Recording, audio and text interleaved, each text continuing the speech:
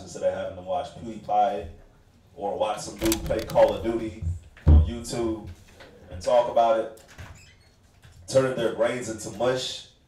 So those kids class, man, they're really a hidden treasure. And the classes in Trinidad that we have is from Tuesdays, Thursdays, Fridays, and Saturdays, and it's also from 7 p.m. to 10 p.m. as well. And we have classes in Austin, Texas. The location is still to be announced. Is the volume good? We just fixed it, sir. Okay, got it.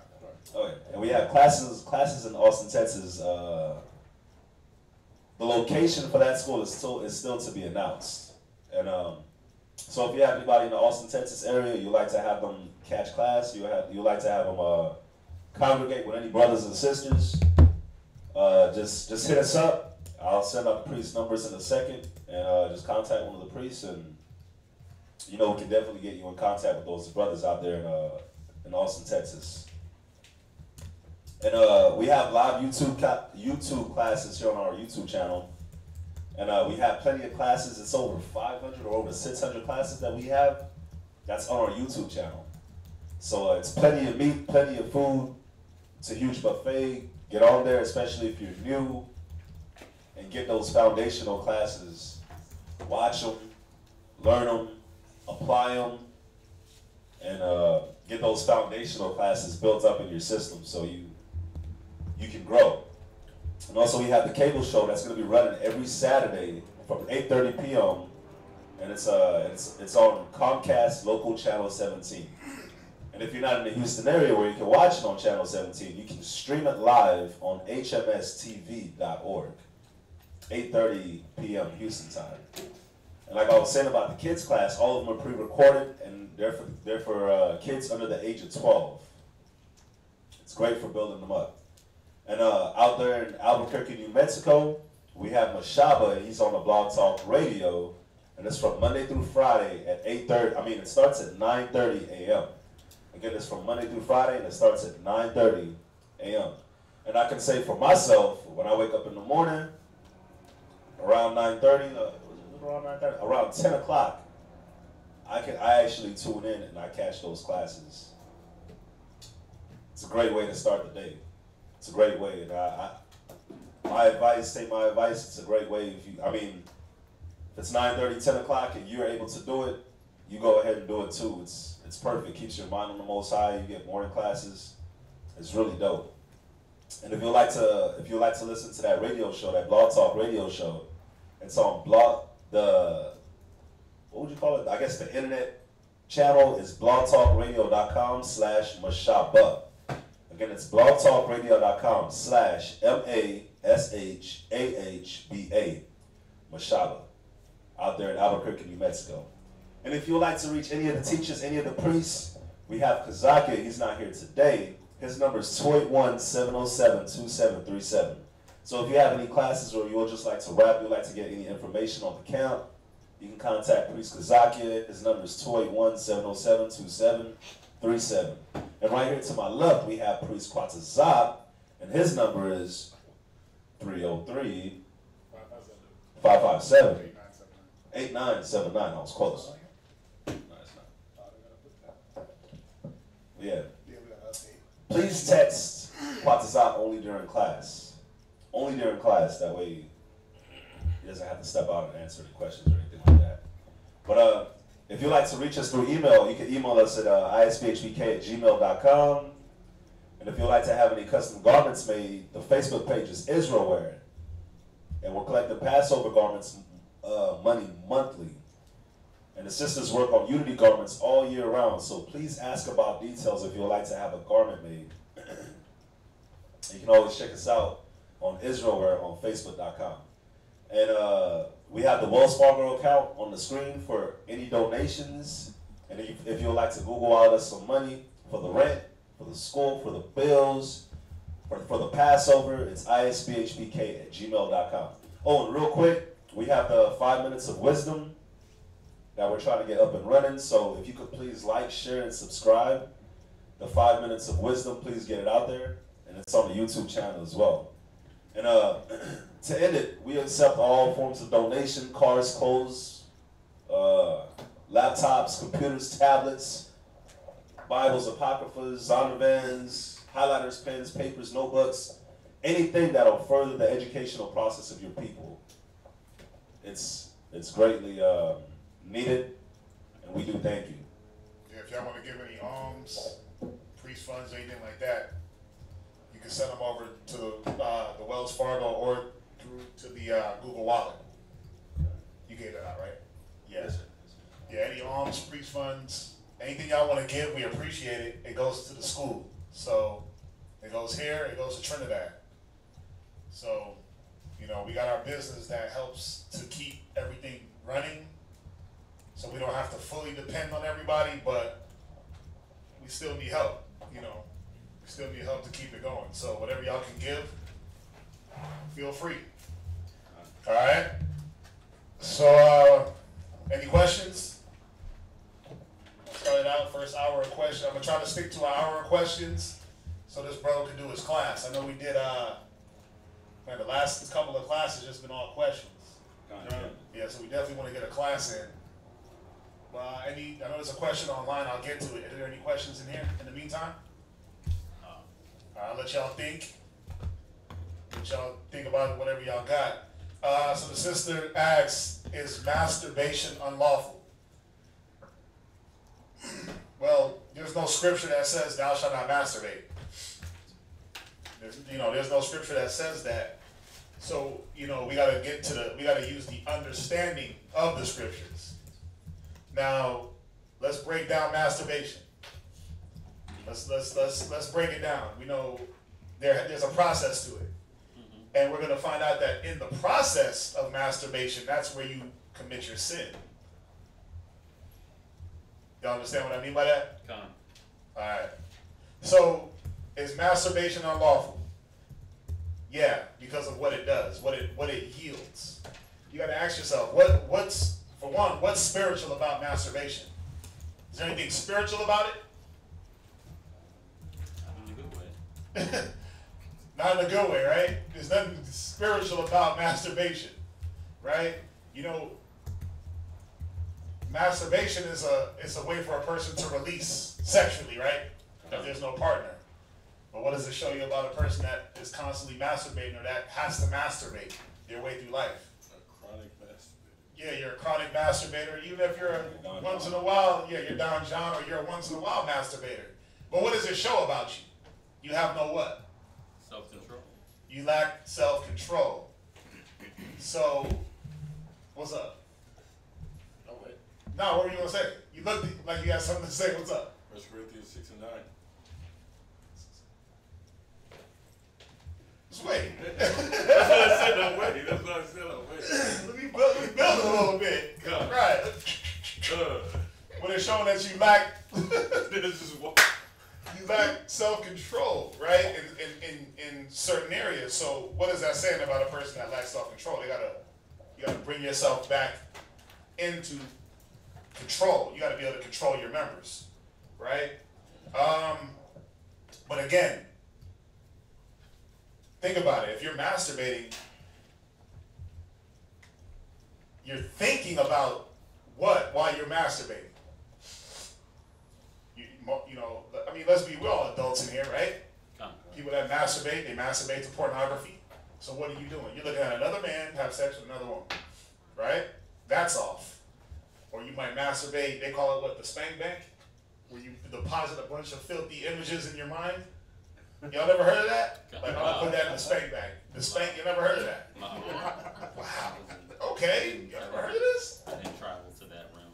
Yeah, no, they not to be too filthy, they call it the spank bank, where you have these things that you see, right, and you throw it in this. It's this depository in your brain that you can go back to when it's time for you to masturbate, because it's supposed to keep you aroused and keep you going while you masturbate. But my point is this: when you're masturbating, what are you thinking on? It's bringing out the lust in you, right? So that's the sin. Okay? And so, yeah, if you want to look at masturbation, yes, it is unlawful. It is unlawful. Go to, you got something? What? Go ahead. I'll let you pull it first. first of all, let me get 2 Timothy chapter 2, verse 22. I just want to show you something about this because, listen, if you're a 30-year-old life and being able to contain yourself, go to 2 Timothy chapter 2 and verse 22 real quick. 2 Timothy chapter 2 and verse 22. Go ahead. Flee also youthful lust. Do what? Flee also youthful lust. Masturbation is a what? Youthful lust. Yeah, it's youthful, man. You're young-minded if that's what you're into. That means you have no way to contain. You're not leaning to spiritual things. You know, you got the little dudes that do it. Think about it. Like the little kids that were 9, 10, 11, that's what they do. Just masturbating all over the place. Why? Because they ain't got no woman, for one. But two, they're young. They got nothing to do. Yeah, hormones are raging. They don't have no control. But as we get older and more spiritual, we're supposed to see like, yeah, obviously the Bible doesn't say, I'm going to say it again, it doesn't say thou shalt not masturbate. But we have to look at it more of when you are masturbating, what are you giving your mind to? You're giving your mind over to now, I got to think about the last porn star I saw, right? So I got to lust over her. The scriptures talk about lusting over a woman, right?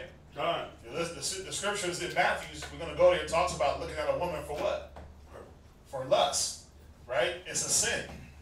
So yeah, it doesn't say thou shalt not masturbate, but we know that in the process of masturbation, you're committing your sins. You're lusting, you're giving yourself more over to the flesh than to the spirit. So read that again. Flee also youthful lust. Go ahead. But follow after righteousness. But do what? Follow righteousness. Yeah, we're supposed to be following the righteous acts. Read. Faith. What? Faith. Read. Charity. Masturbation. Charity. Read. Peace. Masturbation. Peace. Read. With them that call on the Lord. Read. Out of a pure heart. Right. See, this is what we're supposed to be seeking. See, that masturbation time, you can change that into study time. Instead of getting your mind on the lust and giving into the lust, you got to switch your mind over and say, you know what? Let me get into some studying. Let me get into the more spiritual things. Let me rehearse. Get Judges 5 and 11, and I'll quote it. It says, "Rehearse the righteous acts." Nowhere through the scriptures can we read. Where you at? Oh, okay. Nowhere through the scriptures can we read where anybody was like just openly masturbating. You see that? It wasn't a thing that we did. Just spilling their seed or women just masturbating. No. Go to Titus 3 and 3 real quick. Go to Titus chapter 3 and verse 3. What did you have?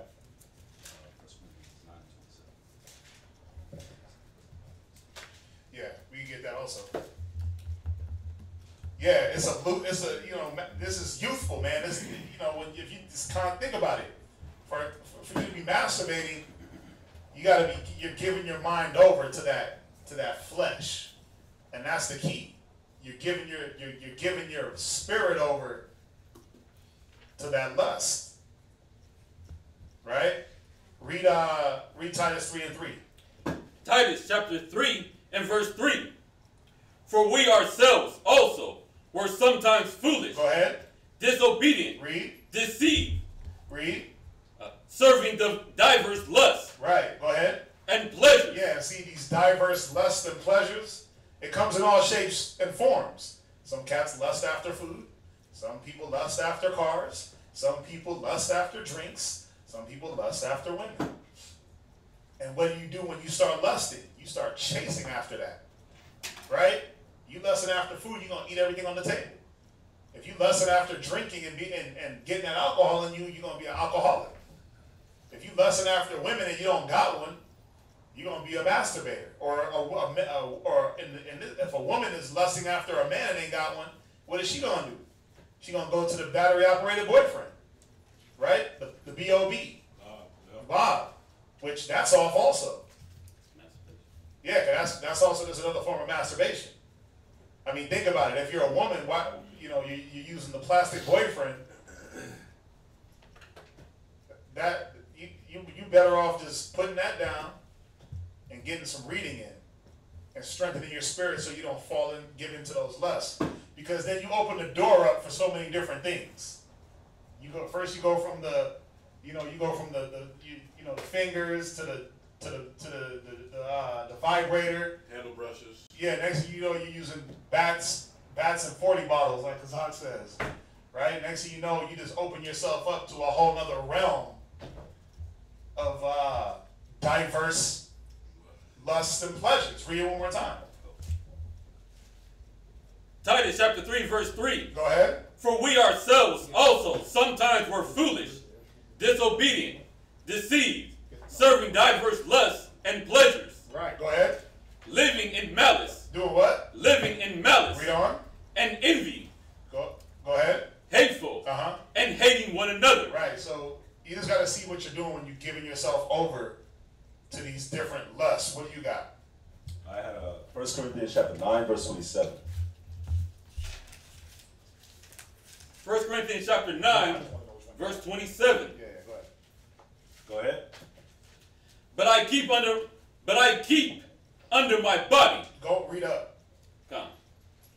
Where we at? You start at verse 25. 25. Yeah. 1 Corinthians 9 and 25. 1 Corinthians chapter 9 and verse 25.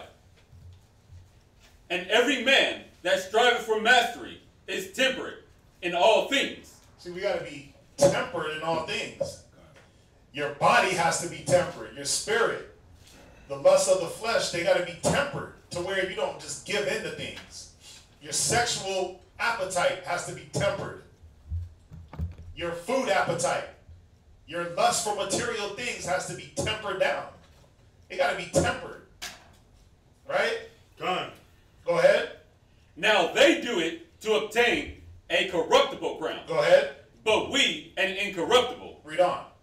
I therefore run, not as uncertain, so fight I, not as one that beateth the air. Right, and this was Paul showing us that in this walk of faith, walking with the Most High, walking with Christ, you can't just do it half-ass. You got to actually walk and run with a purpose. But think about it. If you're masturbating all the damn time and not studying and not giving yourself to the spiritual, you're going to fall off. You're going to fall into your lust. Go ahead. But I keep my body and bring it into subjection. When you do what? But I keep my body and bring it into subjection. And I think this was the point that he was trying to get to. Go ahead. Yeah, you want to bring your body into subjection. You don't want to be ruled by the flesh, because that's what happened. Like when it says when you're ruled by your belly, when you're taken over by the lust of your belly, you have no self-control. It's like when you're hungry, you just eat. So now it becomes that in all forms of everything. Now you see a nice woman, now you just want to talk to her, you want to lust after her. You see a man, he's attracted to you, you want to do the same thing. But you want to keep your body under subjection. You don't want to just, whenever your body gives you that little, what's that word I'm looking for? That little push. Like you want something, you don't just go along with it. Yeah, it gives you that urge. Yeah, that urge. Yeah, that's what I was looking for. That urge. You don't just run with every urge that your body gets. You bring it under subjection, because if you run with every urge that your body gets, that's what makes you beastly. You have no self-control, so you're like a beast of the field. You just do whatever your body tells you to do, whatever you feel like. Go ahead, finish it up. Lest that by any means, when I have preached to others. Because this is the thing, we're preaching to others. You're in the truth. Other people are gonna follow your example. You're the light. So you're gonna be preaching. You're gonna be sharing the word with others. The Most High is gonna see that. Read. I myself should be a castaway. And that's the thing. You don't want to be a castaway. You don't want the Most High to look at all these works that you've done, and then you mess it up just with that, just because you couldn't keep your body under subjection. You went and followed your lust. So now you're a castaway. Now the Most High can cast away all the good that you've done. Now your good is being one sinner destroyed much good.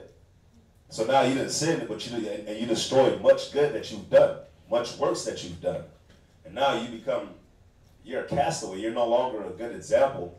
Maybe other people haven't seen you do it, But the Most High has seen you do it, and whatever is done in the dark shall come out into the light. So the Most High is going to catch you for it. And if I can get Romans chapter 1 and verse 28 as well. Romans chapter 1, verse 28. Okay. Go ahead. And even as they did not like to retain the Most High in their knowledge. And think about it. Think about it. When you're carried away with that lust that causes you to want to watch porn, that causes you to want to masturbate, the Most High is not in your knowledge at all. He's not in your mental. He's not in your thinking. He's nowhere close to what your mind is on right now. So you're not retaining him. And remember, the Most High said to think of me in all things. And everything that you do, think of me. So when you're doing that, your mind is not at all on the Most High. If anything, you're fighting it. It says, wisdom shall not enter into a malicious soul. So now you done became malicious. You done became malicious. That voice that's telling you, don't do it, don't do it. Your conscience that's telling you, don't do that. Stay away from it. Don't turn the laptop on. Don't do all that. Now, get off of Pornhub. Get off of that. Bang Bros, all that. None of that. now you're blocking it out. You became malicious. So now that wisdom can't enter. It can't enter. So now you're not retaining God in your knowledge. You don't like to retain the Most High in your knowledge. Keep going. The Most High gave them over to a reprobate mind. And that's what you don't want. You don't want the Most High to be like, you know what? You're not listening. Forget it. Do what you want to do. Because then when he gives you over to that reprobate mind, then it's not just going to be just your fingers or just whatever. Now it turns into bats, the 40 bottles, a tree. I mean, all kinds of filth that you see. Dolphins. Well, and this is the thing. I'm sorry. This is the thing, too, where you got to understand, and I know they try to teach this to the kids in school, like, yeah, it's better to masturbate than to get pregnant, blah, blah, blah. No, it's better to just not do any of it. and mortify your members. That's what it's about. Like, see, they don't teach abstinence anymore.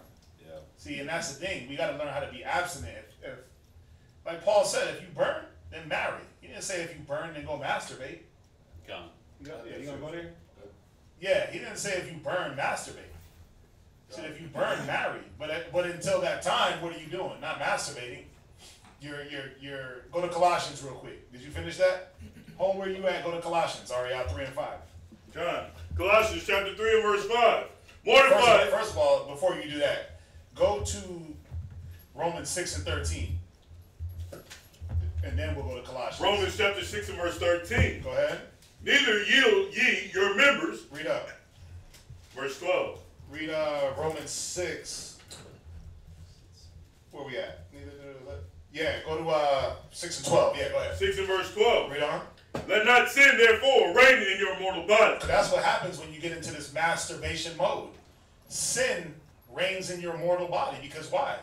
Again, you're looking at some other man. There's all types of filth going on when you're looking at porn. There's all types of laws being broken. You look at another man's nakedness. You're looking at another woman that might be married to another man. Right? More than likely she is. You're looking at her nakedness. Right?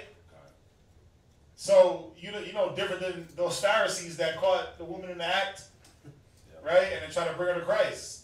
But why, you looking, you're a peeping Tom. But they just tell you it's legal now. It's okay. You bought it on a DVD, so it's fine. Like, everyone's doing it. There's an industry. The porn industry, right? But the porn industry is filled with what? All types of sin. That's why they commit so much suicide. Yeah, that's why they got to get coked up and drugged up. Right? It ain't no different than hitting the strip club, the titty bars, pardon my language.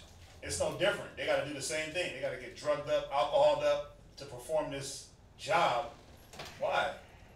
Because morally they know it's off. What were you going to say? I was going to say,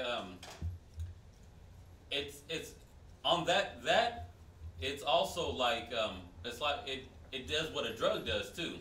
What does? When you're masturbating, you get that that orgasm. Yeah, that euphoric feeling. Yeah, and your brain releases that dopamine into the body. It's like a quick hit, and then people you get addicted to that hit. You start chasing the dragon. You start chasing the dragon, and also there's another something else happens in your body, like when you're releasing that energy, you're man, I had researched this. Yeah. You're not as strong. It's giving away your strength. Yeah, you're giving away your strength, Mm-hmm. and your body has to recoup from that. Mm-hmm. And so it's.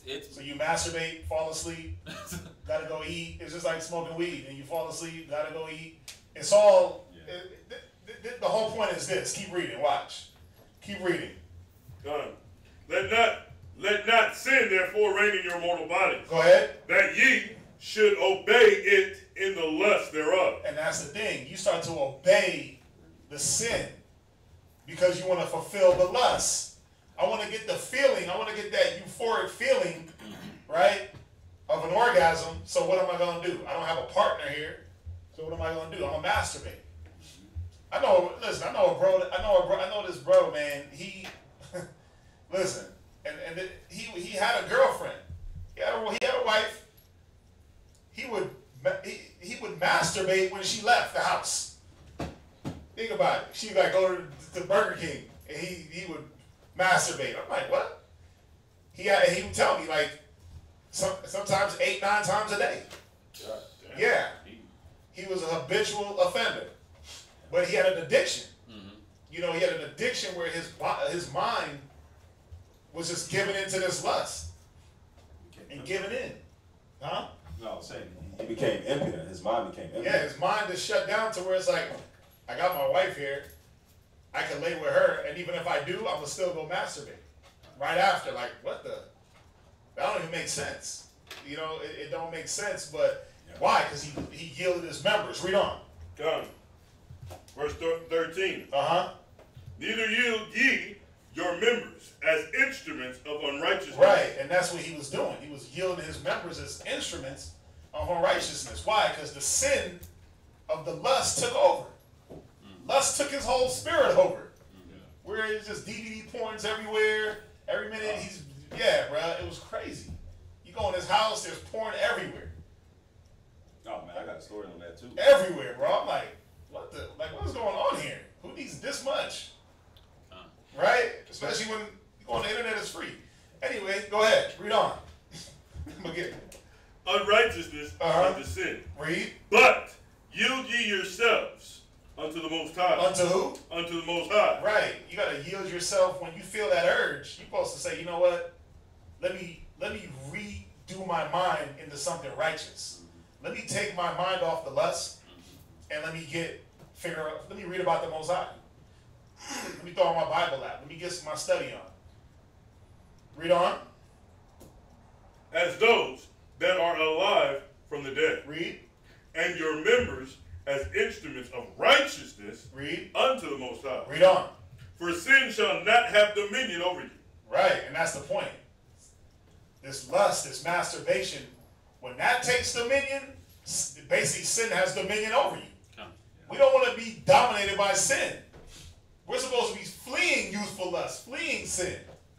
Right? Now go to the one that I wanted. Where was it? Colossians chapter 3 and verse 5. Go ahead. Mortify therefore your members. Do what? Mortify therefore your members. Somebody look up that definition of mortify. Not you. God. Somebody else, one of the sisters. Go ahead. Mortify therefore your members. Read. Which are upon the earth. Right. See, we're supposed to mortify our members. We're going to look that up to see what does that mean. When something's mortified, what is it? It's on the top of y'all head. Something's mortified. Dead. It's dead. Who got the definition? What you got, Mathaniah? It says, cause someone to feel embarrassed, ashamed, or humiliated. That's mortified? Mortified. Huh. That's what I have on mortified. Let me see if I can pull it. Who else got something? Where was that? Colossians? God. Got mortified. Uh-huh. To subdue or bring into subjection. To do what? To subdue or bring into subjection. So, Aria, I want you to read that with the definition. Subdue or what? Or bring into subjection. God. Subdue or bring into subjection, therefore your members. Right? See that? You're supposed to subdue or bring into subjection your members. What you got, Allison? I have to destroy the strength, Uh-huh. vitality, or functioning of. Okay. Right. You know why? Okay, so you destroy the strength of your members, meaning your members don't rule you. Your members, your arms, your limbs, your sexual drive, right? That's not supposed to rule you. Your sex drive is supposed to take over to the point where you just gotta go rub one out. I know people like that, man, where it's like, I can't contain. But why? Because you're leaning more to the carnal. So it says, mortify your members. Go ahead. Therefore, your members, which are upon the face of the earth. Go ahead. Fornication. Read. Uncleanliness. Read. Inordinate affection. Yeah, see, these inordinate affections, that's what comes from this masturbation spirit, this lust demon. Because then, where does it stop? It's like, yeah, I masturbated my way all the way through high school. Got boring. Now I got to do something else to achieve a high. It's no different than any other drug you do or any food you eat, right? You get bored, you get tired of it. The high wears off. The high is not as effective, right? So you say, "Damn, I gotta figure out a different way," right? Now David Carradine, prime example. That sounds so familiar. Why? Kung Fu, the legendary. Yeah. What about him? He died in the closet, asphyxiation. Yeah. He had the rope around his neck and attached to his penis. Yeah. You start getting the car battery with the jumper cables and attaching it to your nipples and shocking yourself. Yeah. Oh, it gets like that because you think it just started with them doing that? No, they were like, let me masturbate a little bit. I'm gonna masturbate to this straight porn. Then guess what? I'm gonna start with the straight porn. Then I'm gonna go to the gay porn. I'm gonna go to the guy on guy, the girl on girl, the girl on horse, the guy on snake, right? The tranny on the girl. The tranny on girl. Yeah, you see where it goes though. The next thing you know, you hung yourself from the shower curtain. You know what I'm saying? Trying to get one off because the level had to increase. Because why? Sin reigned in your body. So, is masturbation unlawful? Con. It's no different than it's like asking, is smoking unlawful? Yeah, it don't say thou shalt not smoke, but we know through the understanding of the scriptures that you don't want to make your temple defiled. Think about it. I mean, you're going to be masturbating all the time, you're just going to be unclean. You're going to be unclean. For the male, his seed of copulation leaves him. He's automatically unclean. So you're just going to be unclean. Now you can't be a worker for the Most High. Technically, you couldn't go into the temple unclean. You have to wait for the sun to go down, right? Done. Yeah, but if you're constantly doing this, then you're just unclean until what? Christ can get back. I mean, you got to look at it where you're just giving yourself over to. It says it. Read it one more time. Where you at? Mortify therefore your members. Go ahead. Which are upon the earth. Fornication. Go ahead. Uncleanliness. Inordinate affection. Evil concupiscence. Go ahead. And covetous. Right. That inordinate affection. That's where it leads to. What else you got? Ecclesiastes chapter 23 and verse 6. Oh yeah, I had that too. Because this is what ends up happening after the Most High gives you over to that reprobate mind. This is what happens. Read that. Ecclesiasticus chapter 23 and verse 26. Go ahead. No, verse 6. Verse 6. Oh, verse 6. And this is the thing, man. I know this might be a topic for some people that it's like, oh, masturbation, and it's like, oh my God, let's not listen. We deal with all topics because it's real. Because our people, you'd be surprised what our people are caught up in. Yeah. Some cats are habitual. I know women. Yeah. I know women that are habitual masturbators. And you know what that does? When you think about it, you're a single woman. You ain't got no man, but you got your battery operated boyfriend that's like 18 inches big, right? What are you doing? You're desensitizing yourself for whatever man comes along. Can't no man come behind that. I mean, it's real. You're desensitizing yourself for what's real, for a real man. And that's what it's about. It's like, you got to really see it if you want to even go back into history, dealing with the Willie Lynch and dealing with the food stamps and dealing with all these things that they give the women. But what do you have to give up? You have to give up a man. But there's nothing against having a Bob, a battery-operated boyfriend. There's nothing against that. He can light up, spin around, he can do all that. As long as he's not attached to a real man. So now you're substituting wisdom, knowledge, and understanding for pleasure. That's what you got to see. That's all the dildo gives you, is pleasure. And it might light up. But how is that raising the children? How is that guiding your mind for you women that have your little toys, your little sex toys, right? All the little filthy toys that women have? Think about it. What are you doing to your body? You're desensitizing, even males that watch a lot of porn. Now you're desensitized so that when you do get a woman, you don't even know how to deal with her. You don't even know how to be affectionate. You don't know how to, you don't know how to touch her. You don't know how to look at her. You don't know how to talk to her. Why? Because you're desensitized. You think that everything is a porn moment. Mm-hmm. Like if the chick that rings your doorbell looks good and she's a UPS worker, you're just waiting for the music to start, right? Everything starts with the music, and then all of a sudden your mind goes there. But that's not how it should be. We got to see what the things that we've been fed, man.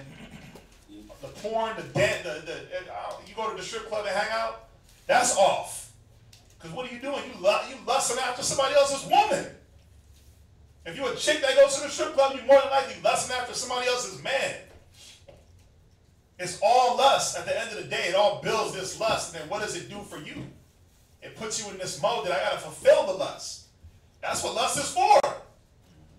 I got to fulfill it. Because if your members aren't mortified, right? If you don't put your body into subjection, you're going to fulfill your lust. All right? Go ahead. Oh, I was going to say too, man. I remember I was listening to the Breakfast Club one morning, right? Mm-hmm. And they called in, and the topic was the schools. They were legalizing. Well, no, they weren't legalizing it, but they were the health classes were starting to teach middle schoolers masturbation, how to masturbate, and about anal sex. But think about it. Where did it start? I'm gonna show y'all something. Where did it start? Start with the parents. No. How were they able to teach masturbation and anal sex in school? Government. No, because they started teaching sex education in school. That's why. Back in the day, I took sex ed. I'm sure you did. What's that? Do you think that it's wrong to teach sex ed at that age that they're in? They're teaching it? Hell yeah. Like they should. Because think about it. How old is a middle schooler? 12. Right. A 12-year-old in this society is more like a 5-year-old. Yeah, They're just big-ass kids with phones. Their mind should be on that. Their mind should not be on that, because why? It's like, well, I went to sex ed, and they go pop every little chick they see and just have kids. And it's like, well, I went to sex ed. Yeah, but you don't even know how to read. So how you don't know how to pay attention. They shouldn't be teaching that, no. And if they do, that should be up to like the parents. I think that subject starts at home with the parents. Because why? What it does now, it opens the door for you to teach my kids to go have anal sex. And then what? From anal sex, now we're teaching you don't have to have no gender, right? You see how the door was, they gave a little crack, but now they kicked the damn door open? So now they're teaching kids what? Timmy can have 2 daddies. Little Mary got 2 mommies and it's okay. You see where it leads? They try to give you something good. They think they're giving you something good, but it turns out evil. Because it's just their way to say, you know what? It's no different than the LGBT. What is it? LGBT. Yeah. Right? Like that. Oh yeah, but let's not forget the P now. Let's not forget the P. You know what the P stands for? Hell nah, it stands for pedophile.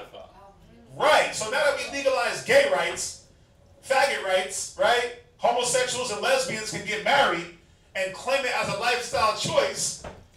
Now somebody can come and say, well, you know what? I know I'm a 50-year-old grown white man, but I love little 5-year-old boys. I like to hold hands and walk in the park with them. And guess what? That's my lifestyle choice. Well, we did it for the gays, so now we got to do it for the pedophiles. You see how it opens up the door? Yeah. I was reading something, an older man was saying he identifies as like a little girl. Yeah. And then even there was a man that was transgendered, and he said he identifies as a Filipino woman.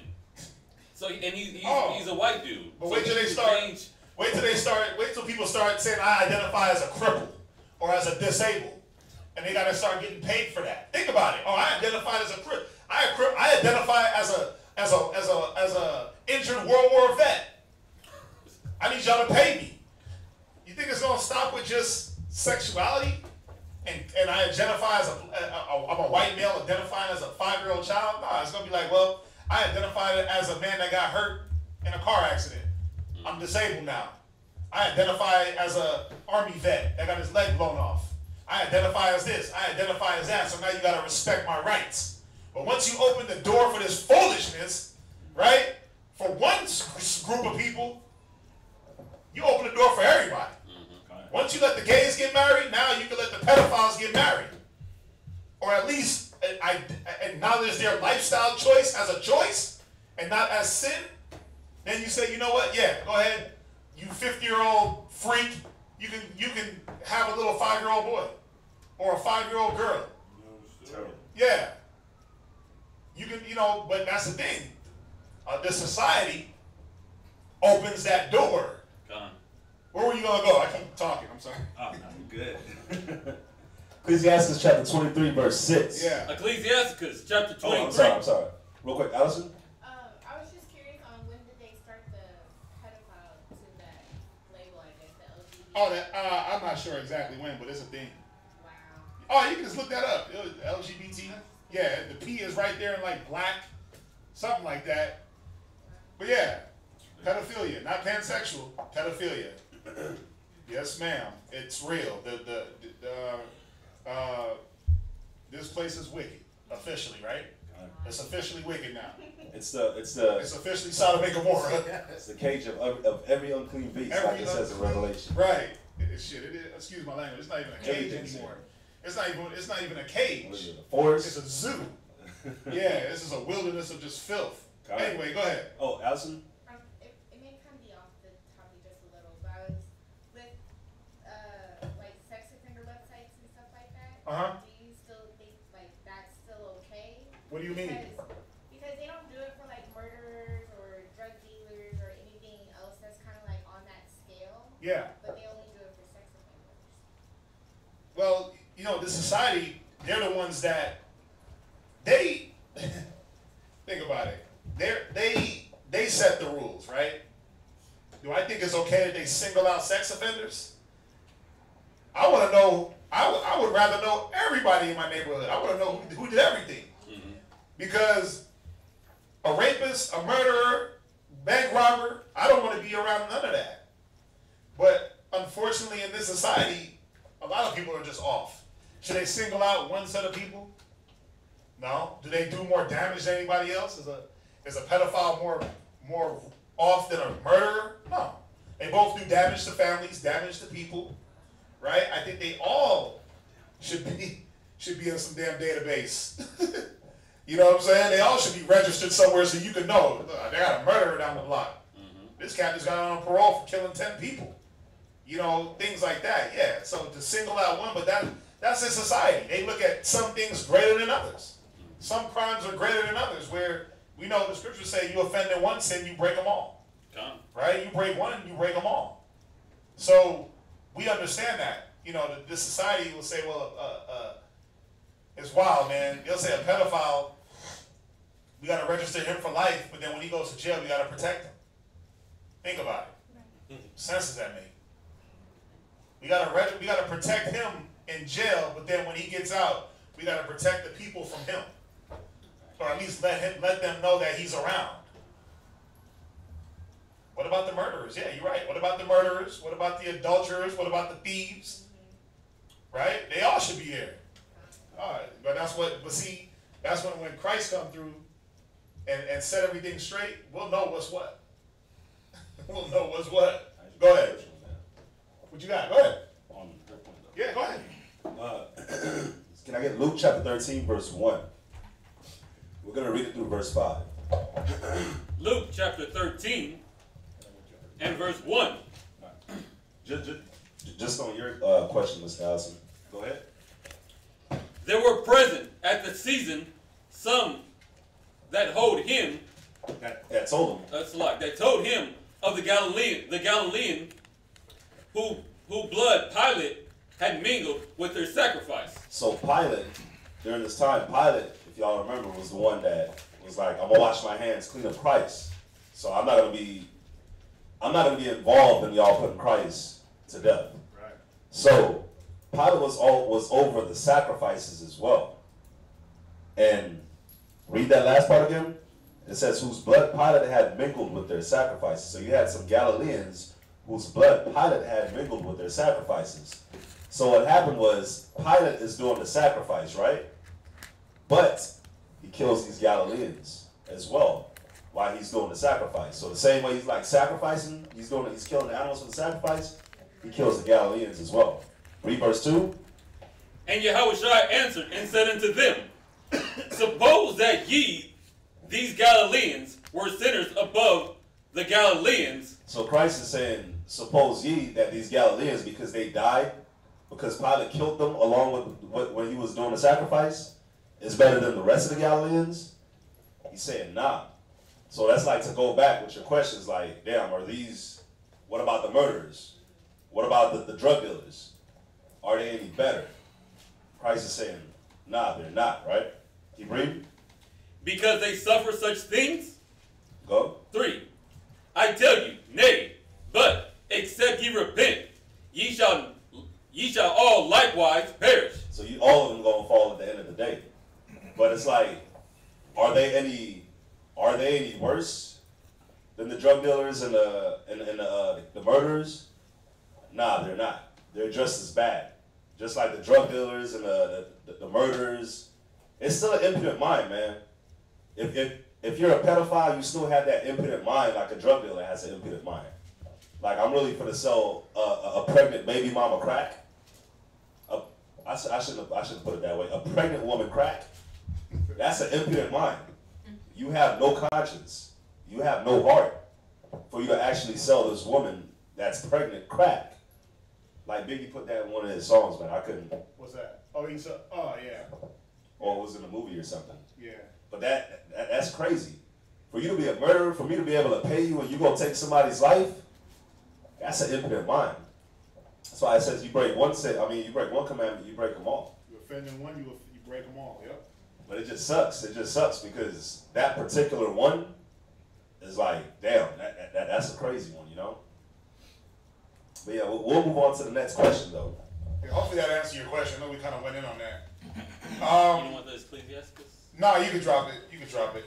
I think we hit the point. Done. Are we considered to be under the new covenant today? Jeremiah 31 and 31. Get that real quick. How does this compare to Malachi 4 and 4? No, we're not under Jeremiah 31 and 31 yet, because there's a point in there. There's a very important point that it states what happened. Jeremiah chapter 31 and 31. Read that.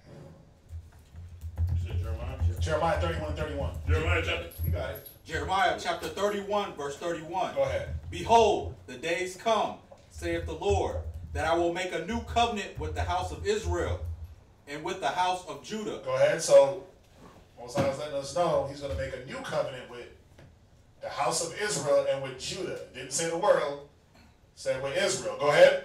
Not according to the covenant that I had made with their fathers in the day that I took them by the hand to bring them out of the land of Egypt. Right, go ahead. Which my covenant they break. Right, we broke the law, right? Go ahead. Took us out of Egypt. What were we given? We were given the law. Go ahead. Although I was an husband unto them, saith the Lord. Go ahead. But this shall be the covenant that I will make with the house of Israel. Read. After those days, saith the Lord, I will put my law in their inward part. Right, so the covenant is going to be this. It's going to be in you. We don't have to, and it's going to read out and tell us. It's not going to be where we go to the book and read it. It's going to be automatically in us to do righteous. Now, the scriptures say there's no one that's righteous, right? No. So, and it says there's no one without sin. The whole point is we're going to be without sin. We're not there yet. Read on. And write it in their hearts. And do what? Write it in their hearts. Yeah, it's going to be in our mind. It's going to be etched in our minds where, again, we're not going to have to, oh man, listen, knock you off. Go to Deuteronomy. Go here, go here, go here. No. It's going to be in us, second nature. I'm going to know how to deal with my wife, children, brother. I'm going to know the law in and out. But we're going to be able to perform it just through our daily doing. Go ahead. And will be their God. And you got to see it. He says, and I will be their God. Meaning what? We ain't going to be trying to be Muslims, Egyptologists. Let me go be a Christian real quick. We ain't going to want none of that. We're going to know that the Most High is real. We're going to know, like, oh, we got to stick to this. He said he will be our God. He didn't say maybe. He's letting us know this is what's going to happen. You still got brothers that think they're Egyptologists, Muslims, Christians, Baptists, Jehovah's Witness, right? Yeah. So until all that stops, we're not under this yet. Go ahead. And they shall be my people. Read. And they shall teach no more every man his neighbor. And this is the point. They shall teach no more every man his neighbor. Why? I don't have to teach this man the law if it's already in him. I don't got to show him, hey, why'd you deal like that? Because he's not going to deal with ill dealings. He's going to say, okay, well, damn, you lent me some money. I'm your brother. The scriptures say don't have no usury. So he ain't going to try to be like, well, I lent you $100 today. Give me 120 next week. He's going to automatically know, oh, I lent you $100. Give me 100 back when you get it. And then if it goes a certain amount of time, what is it, 7 years? And you can't pay it back, you let that debt go. He ain't hunting me down 30 years later like, man, I lent you $1. Where's it at? Since you didn't give me my $1, I got to kill you now. Y'all know about it. Come on. Our people are messed up, man. They be killing each other over $1. You see that? So, no, we're not under this right now. We're not under where every man is not going to teach his neighbor. We still got to have class. We still got to get ourselves right daily. All right? Read on. And every man his brother. Go ahead. Saying, know the Lord. Read. For they shall all know me. Yeah, we're going to know the Most High, but a lot of our people don't. Read on. From the least of them unto the greatest of them. Go ahead. Saith the Lord. Go ahead. For I will forgive their iniquity. Yeah, the Most High he has not fully forgiven our iniquity. That won't happen until Christ comes back. Go ahead. And I will remember their sin no more. Right. And the Most High is still remembering our sin. That's why he's crushing countries like Haiti, Puerto Rico, right? Yeah. He's crushing countries like Jamaica, Dominica. Yeah. He's crushing our people here in America. He's killing us for our sins. Yeah. So we're not here yet. Okay? He said something about Malachi 4. Malachi chapter 4, verse 4. Uh-huh. Remember ye the law of Moses, my servant, right? Which I commanded unto him in Horeb, for all Israel, with the statutes and judgments. Yeah. No different than Joshua chapter 1, verse 8. This book, seek ye out of the book of, oh no, it says Joshua chapter 1, verse 8. It tells you to meditate on the statutes and judgments of the Most High. This book of the law shall not depart of thy mouth, but thou shalt meditate therein day and night. So this is what he's saying. He said, remember the law of Moses. That's what we all should be doing. But when Jeremiah 31 and 31 is fulfilled, that's what we're going to be remembering anyway. It's just going to be in us where we don't have to go read it like, damn, I got to go study today. Like, damn, I got to get my spirit right. No, your spirit's going to be right. All right? It's going to be natural. Yeah. And that's the point that the Most High is trying to get to with us. When Christ comes and he twinkles, twinkle, twinkle, and he changes us, we'll be there. We're going to answer this one, then we're going to get to the class. I don't want to take too much time on this. We hit this one a lot. But it says, I am aware that polygamy isn't forbidden, but how do we explain the following scriptures? So we know that according to the scriptures, polygamy, more than one wife. Right? It doesn't say that in the Bible, but that's how they define it in this society. It says, how do we explain the following scriptures? Deuteronomy 17 and 17. Let's go there real quick. That's an easy one. We're going to start at Deuteronomy chapter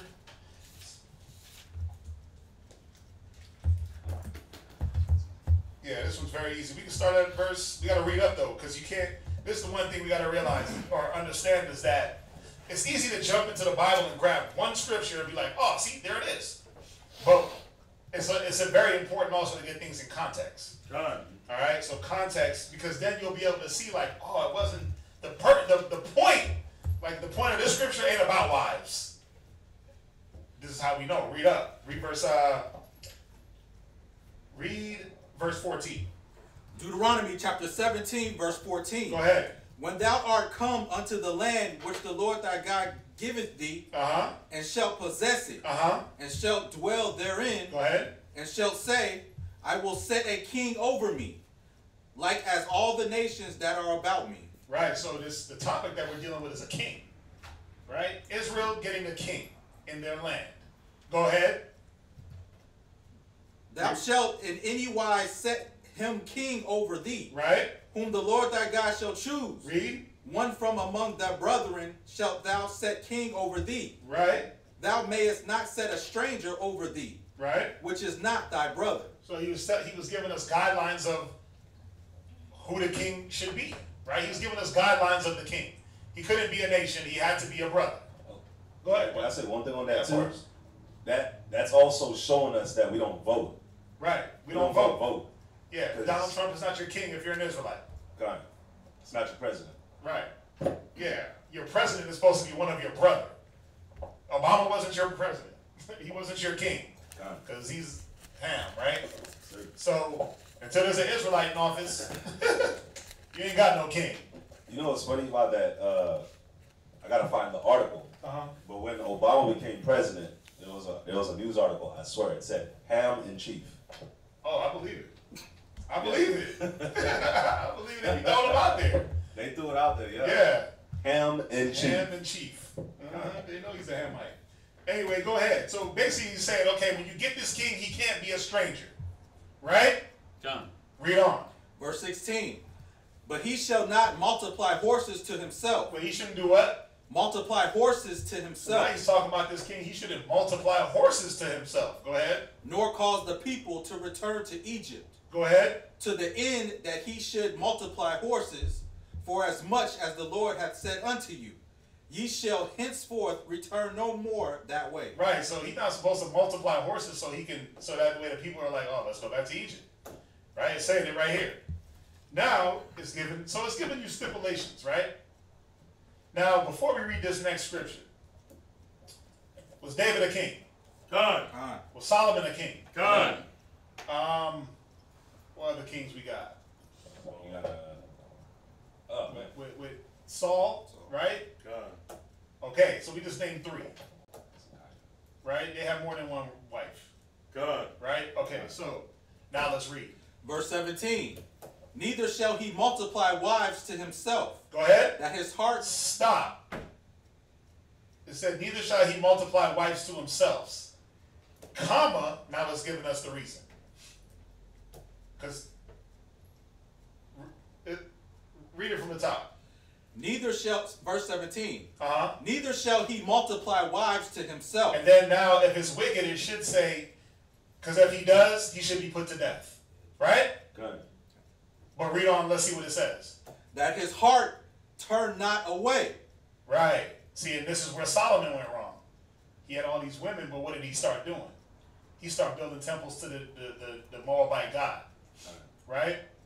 So Solomon wasn't wrong for having multiple ribs or multiple women. The fact that what he was doing with the women, they started straying him away from the Most High. This is what he's telling us here.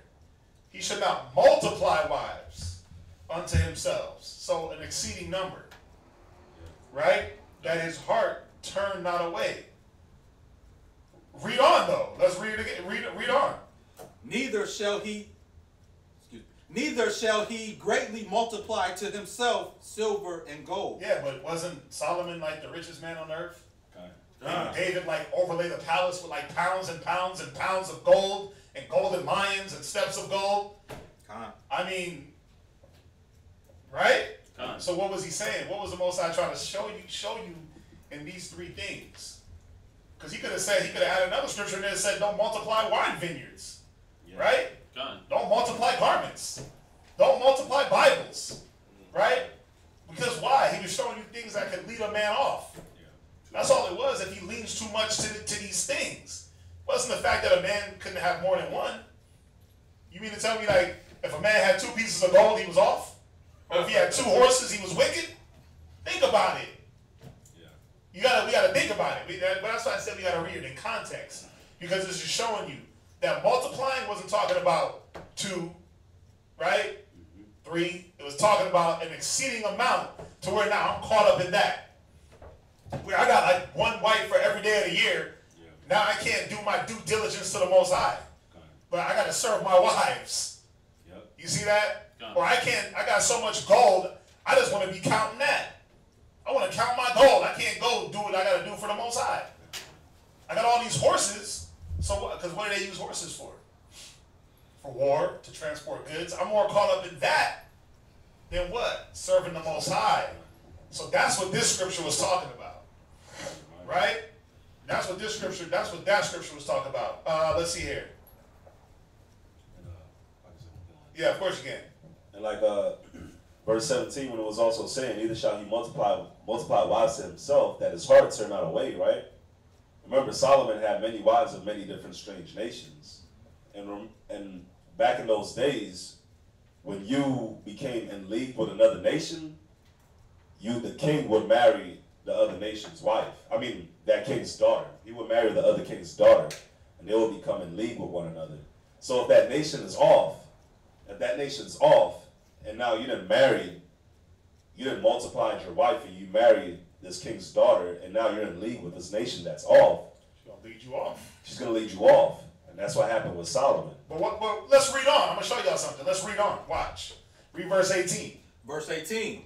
And it shall be, when he sitteth upon the throne of his kingdom. So basically, this king has to be an Israelite, a Hebrew. He can't multiply a bunch of women, horses, or gold. Right? But this is what he should be doing. Read. That he shall write him a copy of the law in the book out of that which is before the priest, the Levites. Yeah, so he's supposed to be in the law. Why? So he can lead the people. Read on. Verse 19. And it shall be with him. Right. And he shall read therein all the days of his life. Go ahead. That he may learn to fear the Lord his God. Yeah, but if I'm multiplying women after women, I got 30,000 ribs. I ain't worried about no damn law. I'm not worried about that. I'm worried about how to please my wife. If I got all this gold that I need to count and keep up with, I'm worried about people stealing from me and robbing me. I'm not worried about reading the law. I'm worried about protecting my gold, my horses. Oh, you see that? So that's that. That's that. Yeah. Hopefully that clears that scripture up. Now let's go to the next one. Go to 1 Timothy chapter 1. It's 1 Timothy chapter 3 and verse 2. This one's easy also. I mean, they're all pretty easy. You know, this one is just a simple looking up the word. Looking up the definition of the word. Thawam hipped us to this one. He knocks this one out the park real nicely. 1 Timothy, right? Done. Let me get there real quick. So we got to look up. We have to go to the My Sword. I'm going to just go here on my phone. 1 Timothy chapter 3 and verse 2. Let me get it. Go ahead and read it while I find it. 1 Timothy chapter 3 and verse 2. Uh-huh. A bishop then must be blameless. Right? The husband of one wife. Stop right there. So, we have the word one. Right? One wife. When you go into the sword, My Sword, you look up the concordance. I'm on my phone. You look up the concordance number. 1 is G3391. The number 1. Mia. It says, now check this out. This is the Thayer definition. It says one only, comma, someone. Right? Then it goes down and tells you one or first. So think about it. If it was just one, it would just say one. It says one or first, meaning a bishop must be a man of a first wife. Why? Because if he didn't have a first wife, how could he lead any man? How could a bishop that's never had a wife instruct brothers on how to deal with their wives or their wife? He couldn't.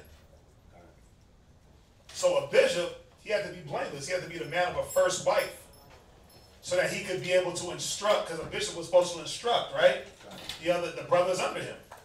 So he had to be able to know how to deal with a first wife, or at least one wife, before he could be the example of how to deal with a woman. Because a bishop was supposed to be an example of everything, how to deal with. Watch, where we at? I'm gonna show you. Where we at? We at 1 Timothy chapter 3:1. Right. 2. Verse 2. Watch, it says blameless, husband of one wife. Go ahead. Vigilant, sober, of good behavior. Right, so he was the bishop was the example of all these different things on how to live. He was a good example on behavior, how to be vigilant, how to be sober. Right, when you go down, he wasn't a striker, not giving the wine. He was the example. He was the one you went to if you had a problem with your wife. But if he ain't never had no wife, then how could he teach you anything? So it says husband of one or a first. Right? Now we jump down to verse 12. Verse 12. Let the deacons be the husband of one wife. That's it right there. Yeah, it's the same thing. There's another one. He goes to, where's it at? Because you got one, the definition of one. You got it? Yeah. Yeah. Well, no, that's it. Mia. That's it. G99. Hold on.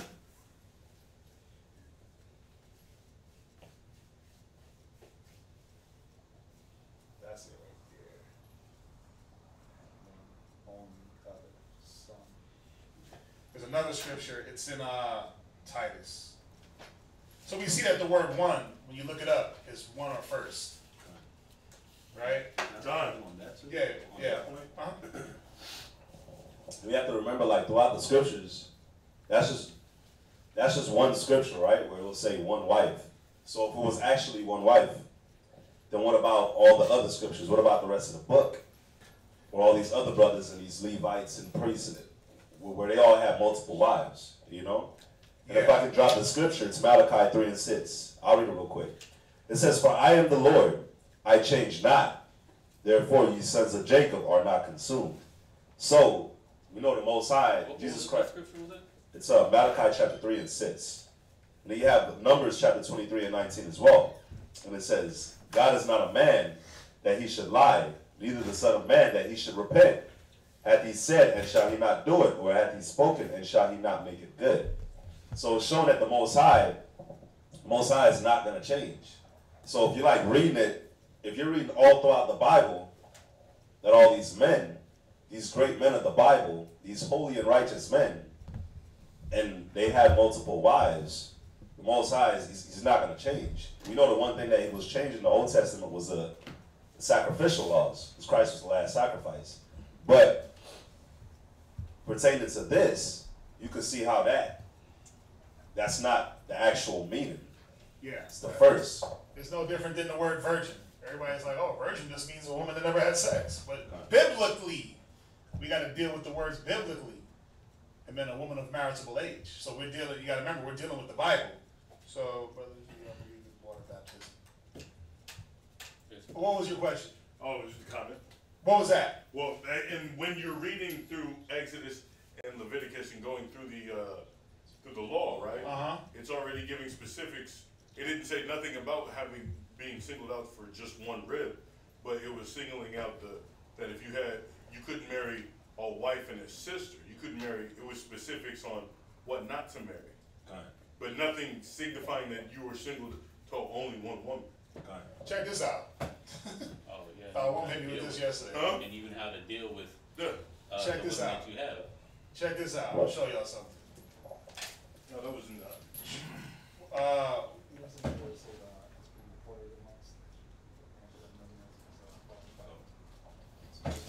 That's in Corinthians. It's 1 Corinthians. Go to 1 Corinthians. Watch this. Chapter 5 and verse 1. Yep. Watch this. 1 Corinthians chapter 5, verse 1. Go ahead. It is reported commonly that there is fornication among you. Right. And such fornication is not so much as named among the Gentiles. Read. that one should have his father's wife. His father's what? His father's wife. So, think about it. Was the son, was think about it. One should have his father's wife. My father's wife would be what? Your mother. My mom. Your mom. How come they didn't just say one would sleep with his mom? No, he was sleeping with his father's wife, not his mother. Y'all get it? The father had more than one wife. Y'all see that? It's like what Reuben did. Yeah, it's like what Reuben did. What did he do? Did he sleep with his mom? Lie. No. But you see that? New Testament. Yeah, so anyway. No, that's real though when you look at it. Allison, what's up? Nah, that was really cool. No, that was Tom One. Tom One put me under that yesterday. We were sitting right here. Yeah. He was like, look at this. I was like, oh. Yeah, that's why you scared you. Yeah. I was like, oh. Store that up. But no, you gotta really think about it. Think about it. Why? Because if that was the case, it would say it's reported commonly that one should have his mom, that one was sleeping with his mother. That's out the box, just filth, right? But it said that one should have his father's wife, right? Done. So I mean, you got to see it. He wasn't sleeping. They weren't sleeping with their mothers. They were sleeping with their father's wife, like just like Reuben, right? So I mean, we don't have to go to the other scriptures because we get what it's saying. We get the gist of it. The other scriptures are just saying that look, a man got to have at least one wife before he can give any counsel on how to deal with a wife. That's like going to a crackhead for business ideas. He don't know business. He's into crack. So why am I gonna, it's like how, you know what the perfect example? It's like, I'm gonna go to my one aunt that ain't never been married, but got like 8 baby daddies, and try to go get relationship advice? No. Because then why? She's gonna give you the same bad advice she's been using. But now if I go to a brother that has a good reputation, his household's in order, his children are in order, now I can go to him and say, damn bro, I'm having this problem with my wife. How do I deal with it? And he could come back and go to his Rolodex of thoughts and say, well, damn, I went through that. This is how I dealt with it. And then he can give you the wisdom. Yeah, I go to my mental Rolodex. But that's our problem. We go to people that you can't tell somebody to do something if you ain't never did it. You can't go to your uncle that thinks that beating women into subjection is the way to get him in order. But he ain't got no woman. He's just a pimp. Can't go to him for relationship advice. You got to go to the person that's been through it. So that's why I say the bishop has to have at least one wife, because he's supposed to be the head of the church to show, here's how you deal with your wife, your kids, alcohol, brothers, studying, being sober, being vigilant. Here's how you deal with all these things. He was the model of all that. You see that? That's why I was saying that. They pulled a few more. Let me see here. You can go to them. 7:2. Where is it at? Read it. We got 1 Corinthians chapter 7, verse 2. Yeah, read 1 it. Corinthians chapter 7 and verse 2. Uh-huh. Nevertheless, to avoid fornication, Uh-huh. let every man have his own wife, Right? and let every woman have her own husband. Yeah, let every man have his own wife to avoid fornication. I mean, I'm not fornicating. There's no, because this is what we have to ask ourselves. Everything had a law to it, right? Everything was written in law, the do's and don'ts, right? So then we just have to go into the Bible and find the law where it says when a man has more than one wife, what's the punishment? Who got it?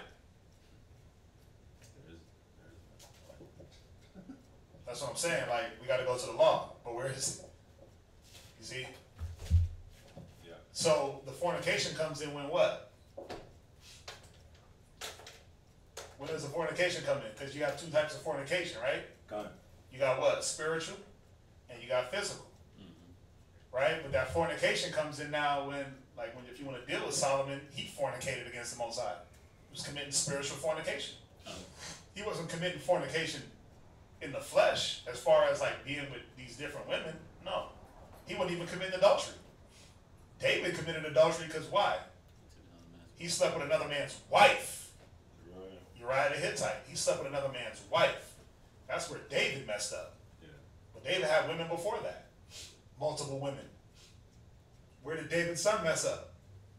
Where David's son slept with his wife, or women, his concubines. Yeah, his women's. His women, right? God. So that's what we got to see. That's the difference where it says, let every man have his own. If I have a rib here, if I have a wife here, and I have a wife here, they're both my own. They're mine. That's my own and that's my own. God. Yeah. And I'm their own. Y'all see how that works? God. Yeah. And if I'm gonna say, can I hit verse 1? And where? Same chapter. Yeah, go ahead. Can read verse 1? 1 Corinthians 7:1. 1 Corinthians chapter 7, verse 1. Because this kind of goes into the question that we were asked earlier about the masturbation. Yeah, oh, this even, yeah. So read verse 1. Now concerning the things whereof ye wrote unto me, it is good for a man not to touch a woman. So it is good for a man, like, if he can abstain from women, like Paul is. Like Paul's a eunuch. Paul is just all for the Most High. So he's saying it is good if a man can be like that. Because that means that the man, he doesn't have to give that due benevolence, Right. which we're going to read in verse 3, to the woman. He can give his all to the Most High, right? We'll go ahead and read verse 2. Verse 2. Nevertheless, to avoid fornication. Yeah, nevertheless, to avoid fornication, to avoid you now masturbating or watching porn. You see that? And that's what it was talking about. That's beautiful. To avoid you doing inordinate affections, God. go get you a woman. God. Because, right. The No, same- go ahead. same I like thing for that. I like that. Go ahead. Read. Let every man have his own wife. Yeah, go ahead.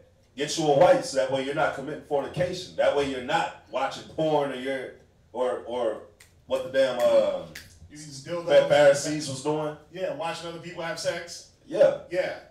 And likewise for the woman. Likewise for the woman. Go ahead and read. And let every woman have her own husband. That way she's not committing fornication. That way she's not messing with her fingers and messing with this and messing with that and Right. No, watch this. Jump down to verse 8. Oh, verse 3. Verse 3. Verse 3? Okay, go ahead. Verse 8. Verse 3. Verse 3. Let the husband render unto the wife due benevolence. Go ahead. And likewise also the wife unto the husband. That way the fornication doesn't happen. That Right. way you're not. I'm using the sex, like, you know how women, come on. Yeah. You know how y'all women do it. Like, he ain't getting none tonight. I'm going to use the Gucci for power. That's the power, right? I'm gonna hang it over his head. I'm going to put him in the doghouse, make him sleep on the couch. I ain't going to give him none. Yeah. Right? If he ain't acting right, I ain't going to give him none. And then what does he got to go do? He got to go fornicate. He got to go watch porn. He got to go to the spank bank, right? He got to go think about other women, his past exes. That's what he got to do, because why? You're not giving the due benevolence. Right? Now let's jump down to verse 8. Verse 8. Uh-huh. I say therefore to the unmarried and widows, it is good for them if they abide even as I. Right, so he said, I say to the unmarried and widows. Because he was saying, I want them to abide even as me. Like Paul, he didn't deal with women. Go ahead. Verse 9. But if they cannot contain, Read. let them marry. Read. For it is better to marry than to burn. Hey, you're saying that they can't hold, if you can't contain, meaning not fall into the masturbation box, the porn box. If you can't contain, go get you a spouse. That's what it was saying. All right? Can I hit this last one too? Of course. Wisdom of Solomon chapter 3, verse 14.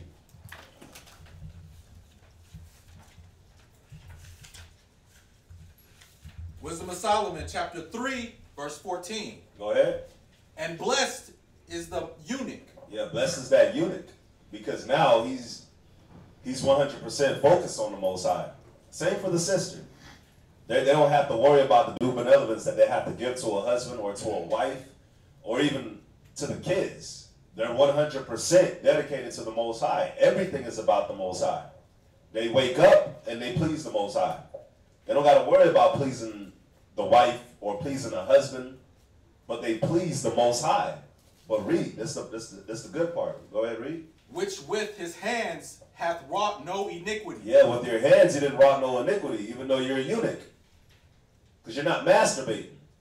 You're not doing fornication. You're not yielding your members God. as instruments of sin. Go ahead. Nor imagine wicked things against the Most High. Because when you're not using your members for unrighteousness, you're not imagining wickedness against the Most High. Your mind is still pure. Because now, if your mind goes off and your mind goes into fornication, your mind is no longer pure. So now you're imagining wicked things against the Most High, because your mind is now against the Most High. Your mind is now becoming wicked. It's becoming impudent. But a good eunuch, his mind will stay pure. He won't be doing those fornication. He won't use his hands to work iniquity. Keep reading. For unto him shall be given the special gift of faith. Go ahead. And the inheritance in the temple of the Lord more acceptable to his mind. Yeah, and that special gift of faith is knowing that, yes, I could go get a wife, yes, I could go get a husband, but no, I'm married to the Most High. And that's the faith. I'm married to the Most High. I'm married to someone I've never seen, someone I've never heard, someone I've never touched, but that's why I'm giving my all to. And that's that special gift of faith. And that's why his inheritance in the temple of the Lord, it's more acceptable. He's accepted. He's at peace in his mind, knowing that, yeah, I'm with the Most High. But yeah, you want to say something, brother? No. What were you at? 1 Corinthians 6 and 9. Last precept. Were we just there? You're at 7. Oh. I had that one too. Yeah. Go ahead. John. Yeah. Yep, go ahead. Yeah. Know ye not that the unrighteous shall not inherit the kingdom of the Most High? Be not deceived, neither fornicators, nor idolaters, nor adulterers. Why you go here? Showing the characteristics in the list of what's not going to inherit the kingdom, because relating to the subject of, as far as we were talking about that masturbation, right? Oh, okay, you went back on that. Okay. Because we touched on that for a second. But I text you some. Yeah, I was actually here. Let's go to that one. Let's go to Deuteronomy 21:15 real quick. Yeah, can I finish? Go ahead. Nor effeminate, nor abusers of themselves with mankind. Showing you that abusing of yourself is that act of masturbation, or anything that's abusing or taking your body out of its natural course. All right. Jump to Deuteronomy 21:15. I got it. Deuteronomy chapter 21 verse 15.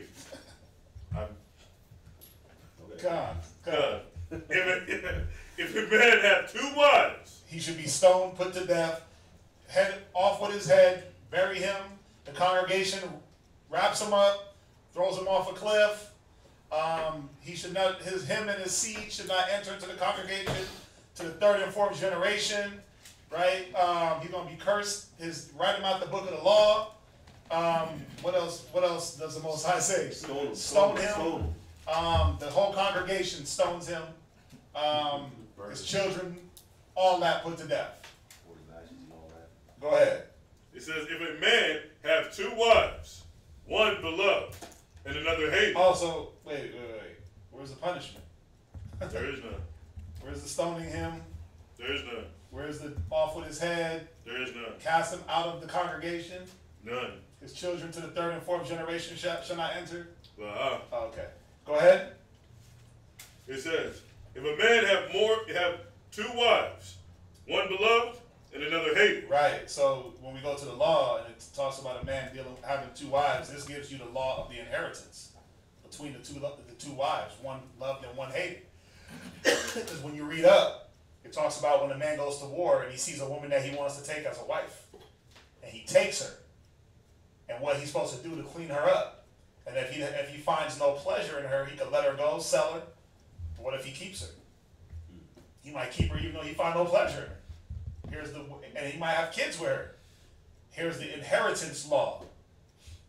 You see that? There's a law for it. I'm trying to find the other one where it says her work shall not diminish. Yeah, that's the. Oh yeah, go to it. Exodus. Exodus chapter 21 verse 10. Yeah.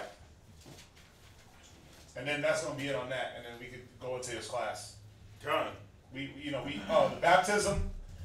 baptism question. We go through that a lot. Do y'all brothers believe in water baptism? We don't do it here in this school.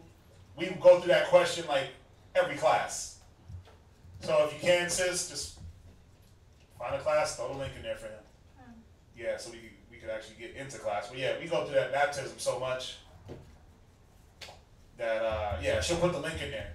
Go ahead, read that. Exodus chapter 21 verse 10. Go ahead. If he take him another wife. If he does what? Read up. Exodus what? 21 and verse 10. Yeah. See, you got to remember, this is the law. These are the foundational books. So you got to remember that in Genesis, Abraham, Noah, what were they doing? Practicing the law, right? Here it's just written. But did not Abraham have how many wives? Got two. Right. You see that? Like the forefathers. Jacob had 4. Right. So the tribe, first of all, Israel wouldn't even be here if it wasn't for having multiple women, multiple wives. You gotta understand. It wasn't like multiple whores or brothers just running around pegging any woman they could see or find. It was a purpose. Are we sitting here saying like, oh, bro, go use the Bible to go pick you up a bunch of women? No. Hell no. We're not saying that. Are we saying that is it against the law? No, it's not. All things are lawful, but not all things are expedient. So it's not for every man. First of all, if you can't take care of the one woman you got, you don't even deserve another. If you can't build, if you don't understand the one rib you got, then you don't need a second, third, fourth. You don't even need the one you got. You need to get you right. So that's my disclaimer on that, where we're not promoting brothers running out and pulling out Exodus and Deuteronomy like, see, I can have as many as I want. Nah, not if your spirit is off. You need to get your spirit right. And then you need to get some experience with the wife you do have. You need to put a lot of time in with her, get her mind right, get your mind right together, and then if the Most High blesses it, then maybe after you do the will of the Most High, you might receive the blessing. Right? God. Read that real quick. Exodus chapter 21 and verse 10. Go ahead. If he take him another wife. So, right, go ahead. Her food, her raiment. Right. And her duty of marriage. Uh-huh. Shall he not diminish. Right. Read. And if he be not these three. If he do not these three unto her. Food, right, raiment, and her duty, her wifely duties, which include the maintenance of the home, that due benevolence, right? He ain't supposed to diminish it. He's not supposed to say, oh, I got me a new one, screw you, and run off with the new one and dip out on the first one. No. You're supposed to, that's not what the whole point of it is. Like, I got a new one, so I got to just, like they do that, like the Muslims do that. The Muslims, they do that. They'll get a wife. They have their first wife. They be with her for like 20 years. Have a bunch of kids. They'll get into their 40s, and then he'll go find him like a young little tender 10-year-old or something. I don't know. Yeah, he go find him something real young, and then he'll just totally dismiss the first wife. Where it's like, wait a minute, why? You got more growing to do. You got more building to do. It's death do us part, right? You ain't supposed to just cut her off because you got a new one. But see, there's nothing in the Quran that says that. That's why I love the Bible, because the Bible tells you, when you get that next one, don't cut the first one off just because you've been with her for 30 years.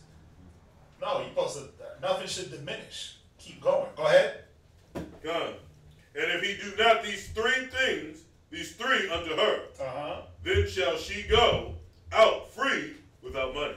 Right. So y'all see that, right? It's showing us right here. If you take another wife, I mean, this isn't the law, people. This isn't the law. So,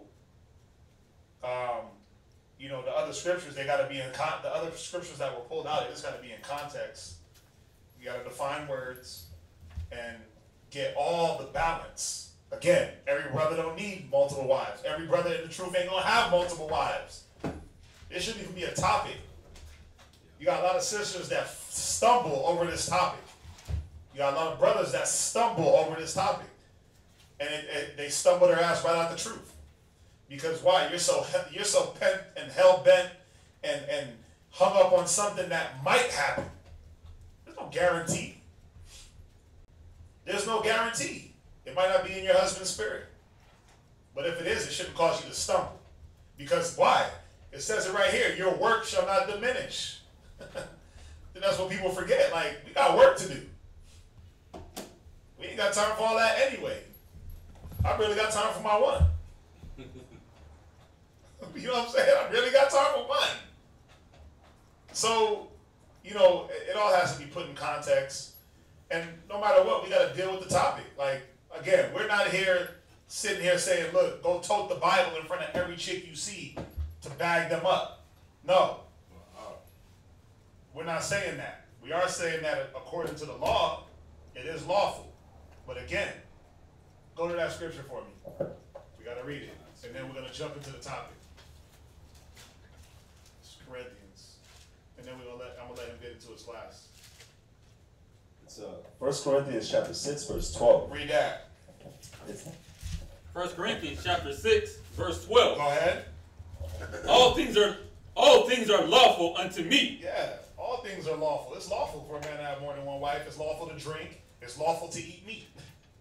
All things are lawful to me under the law. Go ahead. But all things are not expedient. Yeah, but all things don't need to be done.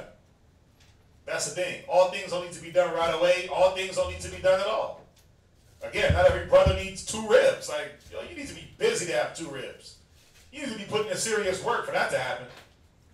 You got to be a man that's putting in work. Else why? You just multiplying women, and then you just getting caught up in their emotions and feelings, and it's going to lead you right out the door. It says, where you at? 1 Corinthians chapter 6 and verse 12. Yeah, go ahead. All things are lawful for me. Yep. But I will not be brought under the power of any. Yeah, and this is the problem where brothers they're so weak-minded anyway. They get the multiple rib, and then they get weak-minded to it. They get brought under the power of your woman. Next thing you know, you got, instead of having one woman controlling you, now you got 2. Now you got 2 women just rattling your brain, because why? You gave into that. You didn't strengthen your spirit or your wife's spirit to even deal with any of that. So now you're dealing with problems from both. That's why it's not for everybody. Go ahead. Verse 13. Uh-huh. Meat is for the belly. Jump down to... That's it, man. That's it. There was another one. 10 and 23. Go to 1 Corinthians 10 and 23. 10 and 23? Yeah, 1 Corinthians 10 and 23.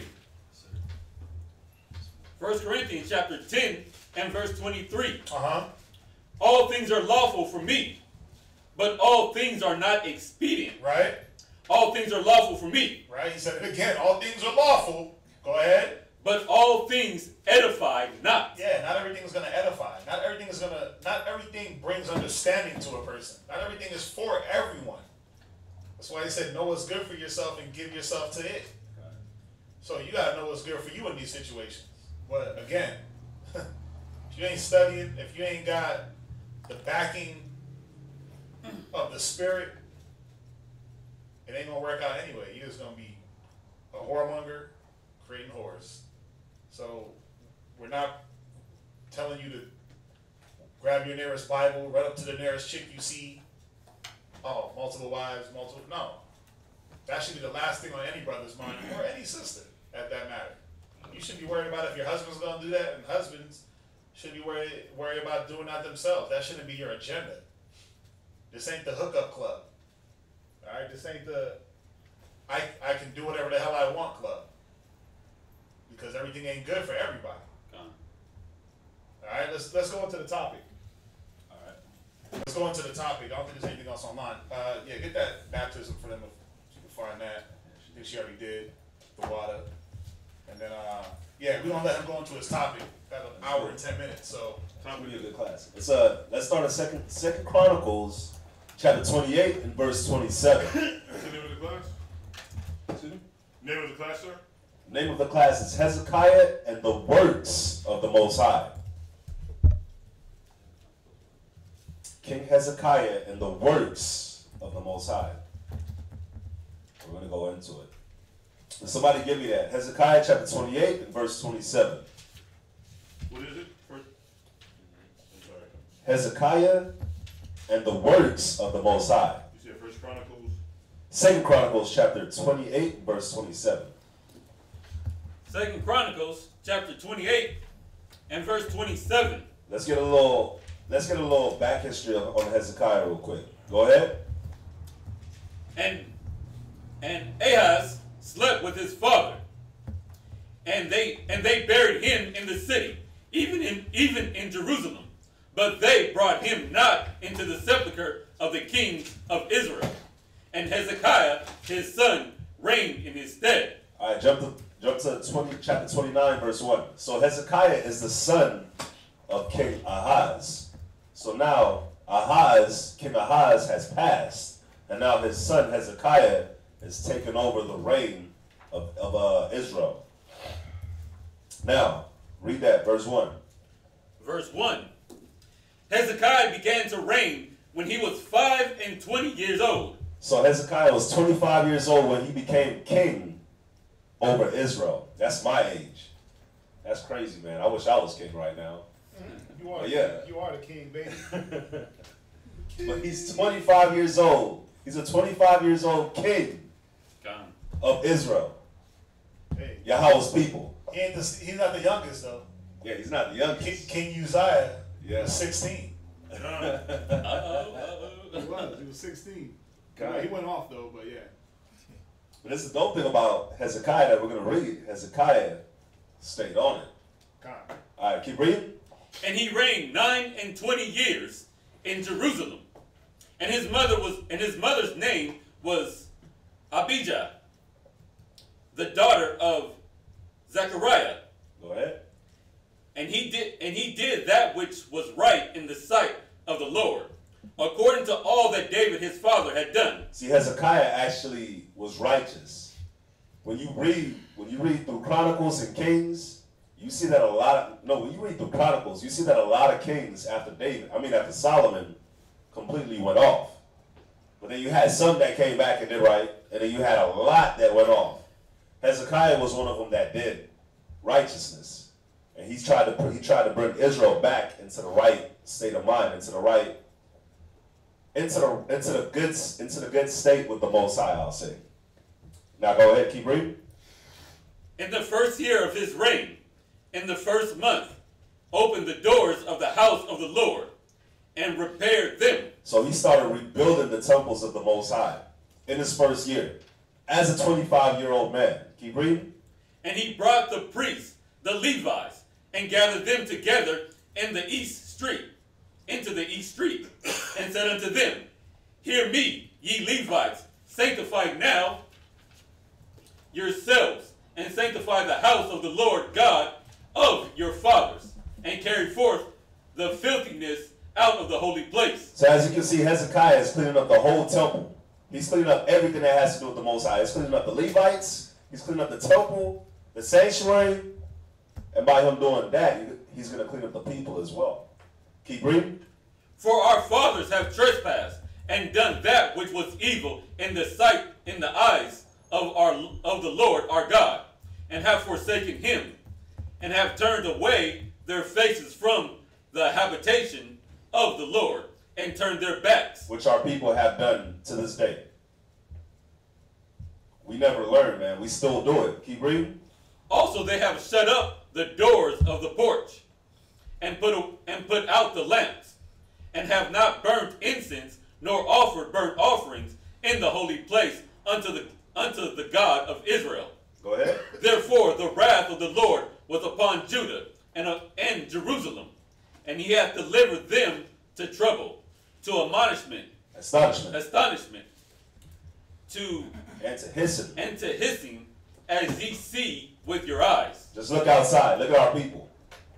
Because our fathers went off, and they forsook the Most High, and they still do it to this day.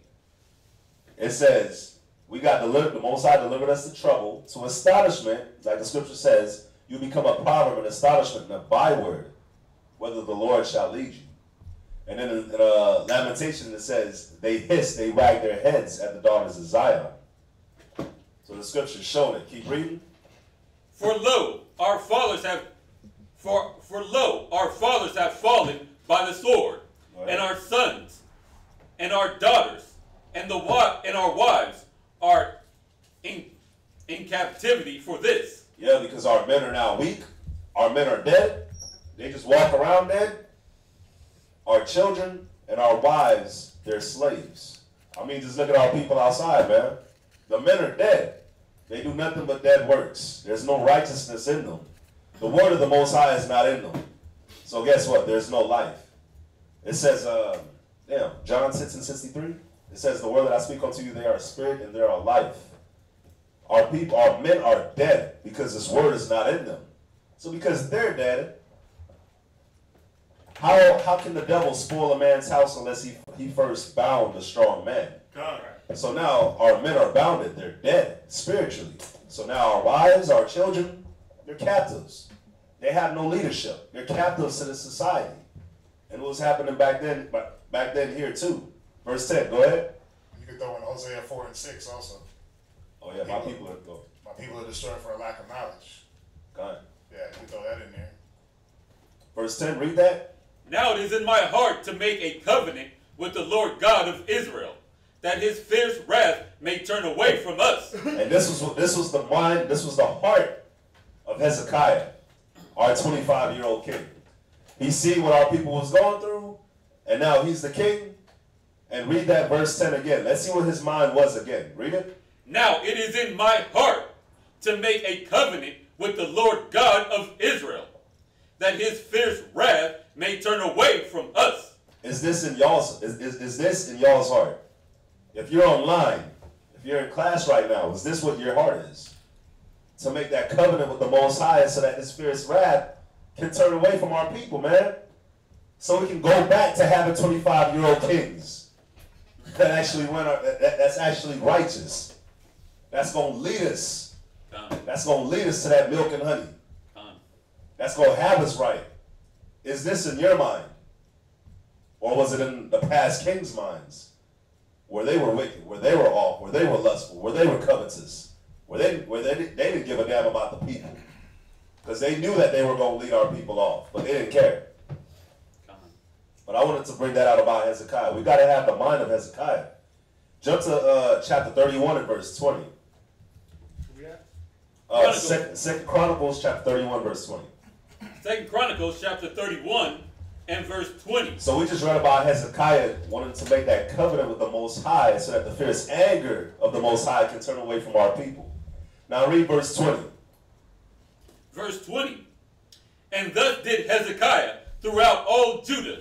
Hezekiah went and cleaned up all our people, all Judah. He sanctified our people, washed, cleansed, set apart. He started bringing our people back to their position. Read. And wrought that which was good and right and truth before the Lord God. Go ahead. In every work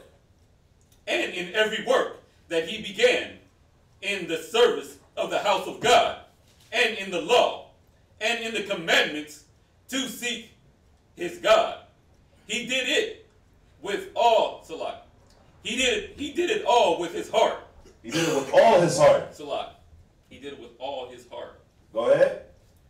And prospered. So anything that Hezekiah did, he did it in the name of Yahweh Bahashem Yahweh Shai. He did it with all his heart. And it prospered, man. It prospered. And that's what we gotta see. And all the works that we do it in the name of the Most High. You're making garments. You're waking up. You're coming to EO training in the morning. You're coming to drilling. You're coming to class. You're tuning in on class, watching 3 hours worth of class. You're taking notes. When you're reading, when you're doing anything for the Most High, when you're teaching your kids, when you're teaching your wife, when you're teaching your people, you do it with all your heart. And it's going to prosper. All your ways will prosper. You want to say something? Yeah, I'm just getting flooded with scriptures, which are good ones. Not to take it too far back, but just dealing with that youth. I know you were talking about something about the youth, right? Okay. Earlier. I mean, you could throw in there Ecclesiastes 11 and verse 10, right? You know, before we went to this Chronicles 31 and 20. Ecclesiastes 11 and verse 10. I got you. Read that real quick. Ecclesiastes 11 and verse 10. Go ahead. My son, meddle not with many matters. For Ecclesiastes in the Bible. Slow. 11 and verse 10. Just on the point that he was hitting on about where were you at? You were here, right?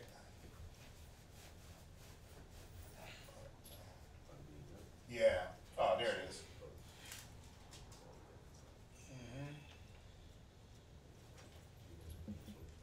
Right.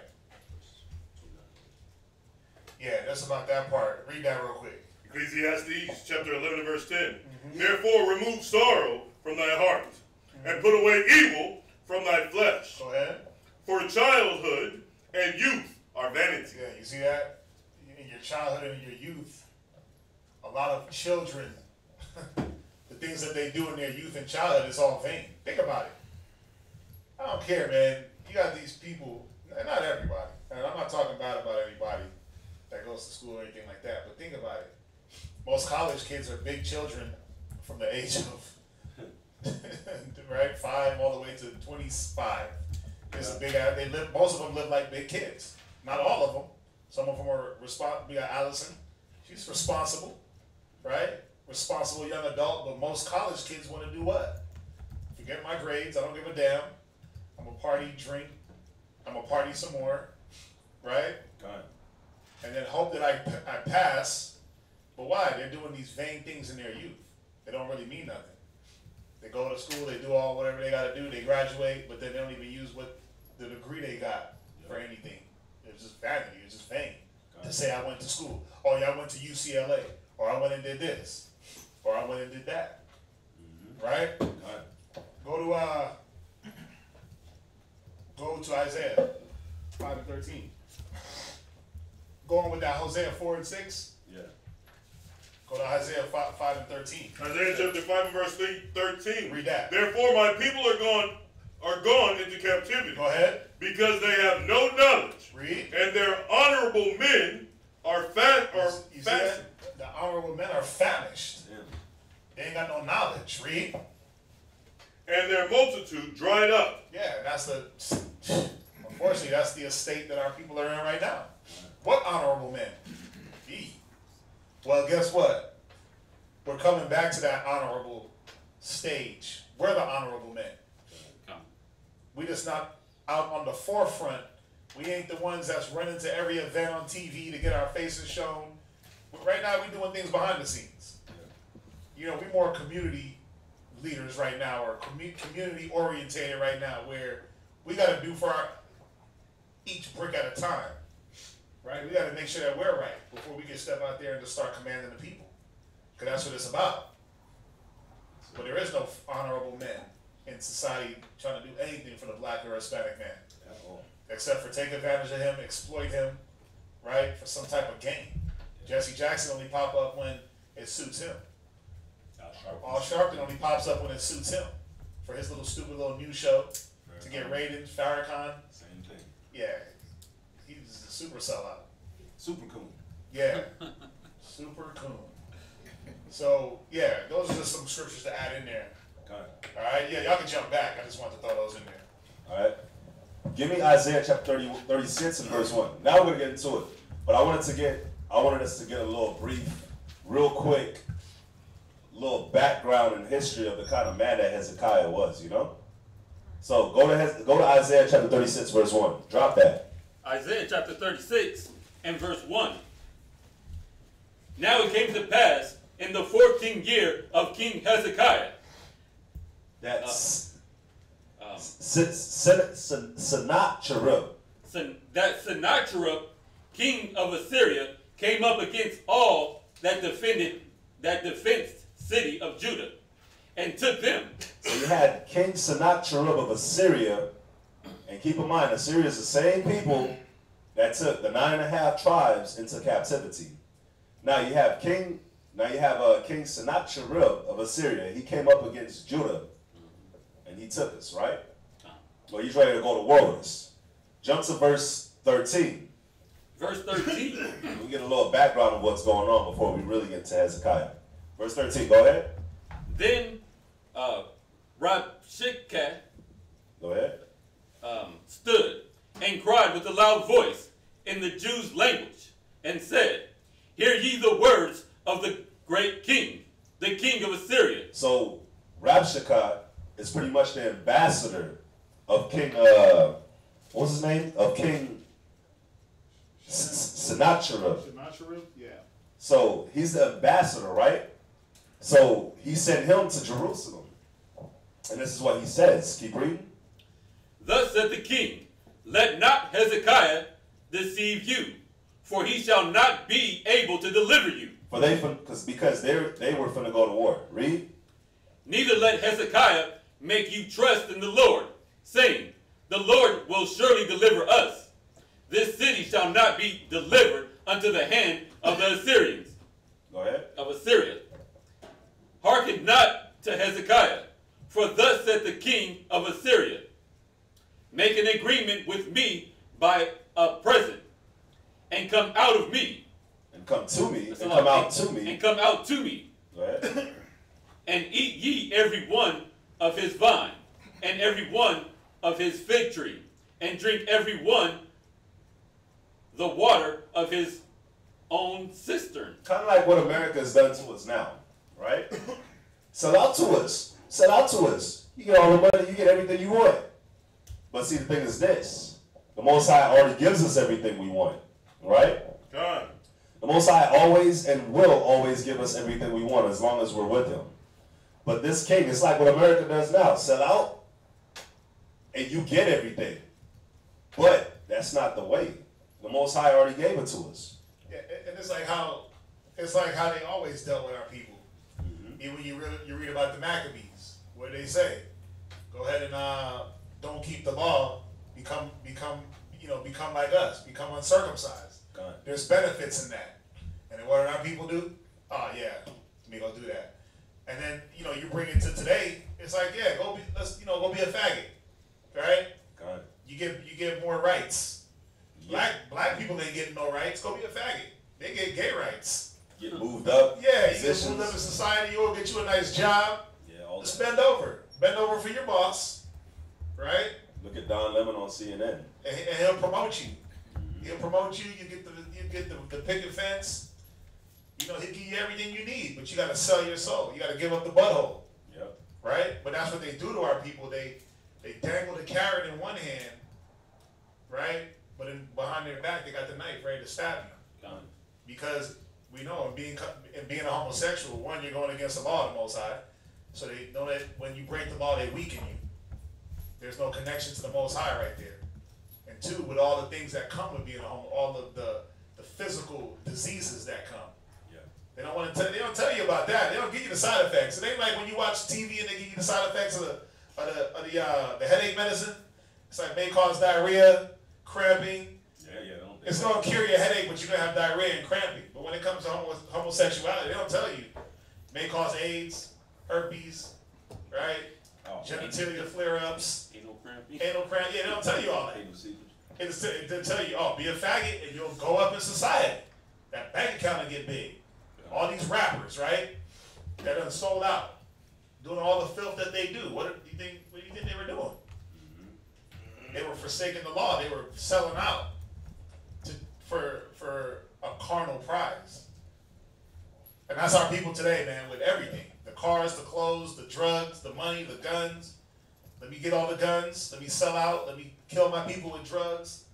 I got to get the newest Bentley.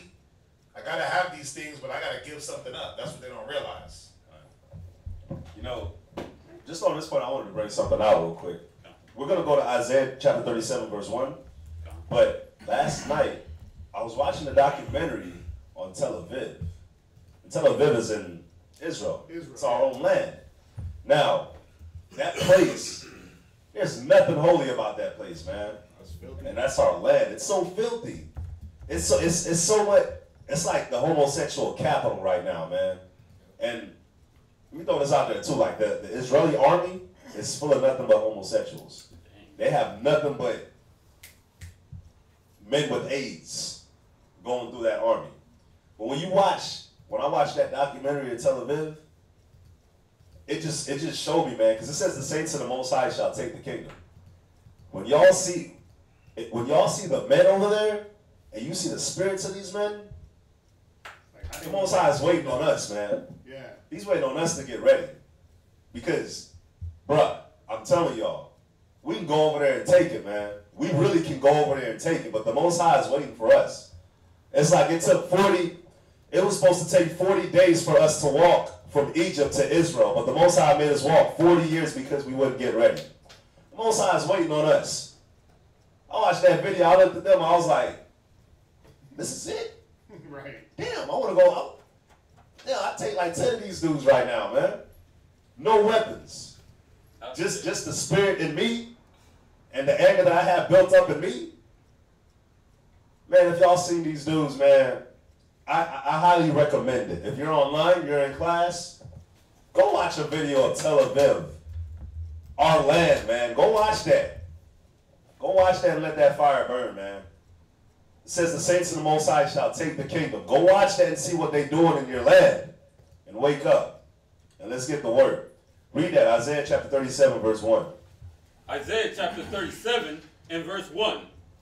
And it came to pass, when King Hezekiah heard it, that he rent his clothes and covered himself with sackcloth and went to the house of the Lord. So when Hezekiah heard it, the spirit dropped a little bit, but Hezekiah is a righteous man. So he went to the house of the Lord.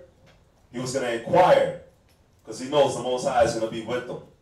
Jump to chapter 38, verse 1. Now let's get into the class because we have the background of what's going on. We know that Hezekiah is a righteous king, and we know that at this time right now, what we're going to read about, there was a war going on, and Israel, our people, were in a bad predicament to where they could lose the land, and our people could go into captivity, our women and our children. So read that. Isaiah chapter 38, verse 1. Isaiah chapter 38 and verse 1. In those days was Hezekiah sick unto death. So in the midst of all this going on, Hezekiah fell sick. And he's about to die, right? The sickness was so bad, he's about to die. Read. And Isaiah the prophet, the son of Ammon, came unto him and said unto him, Thus saith the Lord, set thy house in order, for thou shalt die and not live. Think of that, man. Think of the prophet coming to you and telling you, I know you're sick. The Most High can have me heal you, but yeah, just set your house in order. You're about to go. And you're the king. And not only are you the king, but right now, your land, you're about to go to war, man. And you're about to pass. You're not going to be able to lead your people. And you know that you're a righteous man, and you know that the Most High is with you, and you will be able to save your people. But you're sick and you're finna pass. And you don't know how that next king, you don't know how your son's going to be able to handle it. So read Job chapter 5, verse 18. We're going to be coming back to Isaiah chapter 38. We're going to be coming back to we're going to stay in Isaiah chapter 38, but go to Job chapter 5, verse 18 to throw in real quick. Job chapter 5, verse 18. Go ahead. For he maketh sore and bindeth up. And this is what King Hezekiah knew, that the Most High is in control. He knows that the Most High is the one that, read from the top. For he maketh sore and bindeth up. He knows that the Most High is the one that makes sore, and that the Most High is the one that heals. Read. He woundeth, and his hands make whole. Not the doctors, but yeah, there is a time when in a physician's hands, their practice works, right? I know I butchered the scripture, but give honor to the physician. Yeah, give honor unto the physician, right? But King Hezekiah is a righteous man, so he knows that the Most High is the one that has him sick. When you catch cancer, that's the Most High. Diabetes, Most High. High blood pressure, Most High. Your leg gets cut off. Bad car accident, you're paralyzed. That's the Most High. It's all the Most High, but what are you going to do? Are you going to be like what Job's foolish wife? We're going to hit that scripture. Curse the Most High and die?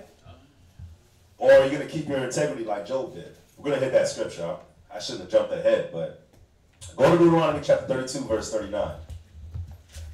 But it's just a show, man. It's going to show you how, what Hezekiah's mindset was like, and how Hezekiah knew these scriptures and how the Most High helped him out. Read that, Deuteronomy 32, verse 39. Deuteronomy chapter 32, verse 39. This is what Hezekiah knew as well. Read.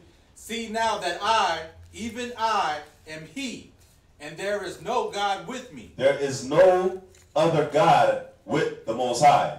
Ain't no Allah, ain't no Buddhist, ain't no none of that. It's Yahweh.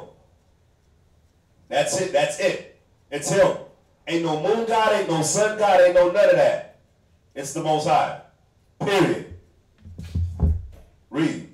I kill, and I make alive. The Most High kills, and he makes alive. Fear him. Fear the Most High. Don't fear what man can do unto you. Don't fear man that can harm the flesh, but can't harm the spirit. Fear the Most High. Yeah, that's it, Matthews. Fear the Most High. Because he's the one that sent that man to harm you. He's the one that delivered you into that man's arms, into that man's hand, to where he harms you. Fear the Most High. Read. I wound, and I heal. The Most High is the one that heals you, not the doctors. Don't have faith in no doctor. But nah, go to the doctor if you need help. But your faith should be in the Most High. If something happens, the first thing you do is should pray. Call 911. But pray. Reach out to the Most High. The Most High got you. Read. Neither is there any that can deliver out of my hand. And listen, none can deliver out of the Most High's hand. When you mess up, you better fear the Most High. Because when he's coming for you, when he comes for you, man, it's real. And nobody's going to be able to deliver you. Look, we went into slavery, man. We went on slave ships. Nobody delivered us. Nobody cared. Jesse Jackson, Al Sharpton, Marcus Garvey, Martin Luther King, Malcolm X. Did any of them deliver us out of the Most High's hand? None. None. Yeah, and that's why when you hit Deuteronomy 28 and 68, the last precept, it says, no man shall buy you. No man is going to save us from, nobody can save you from what the Most High puts you in. But who? Most High. But who? But who?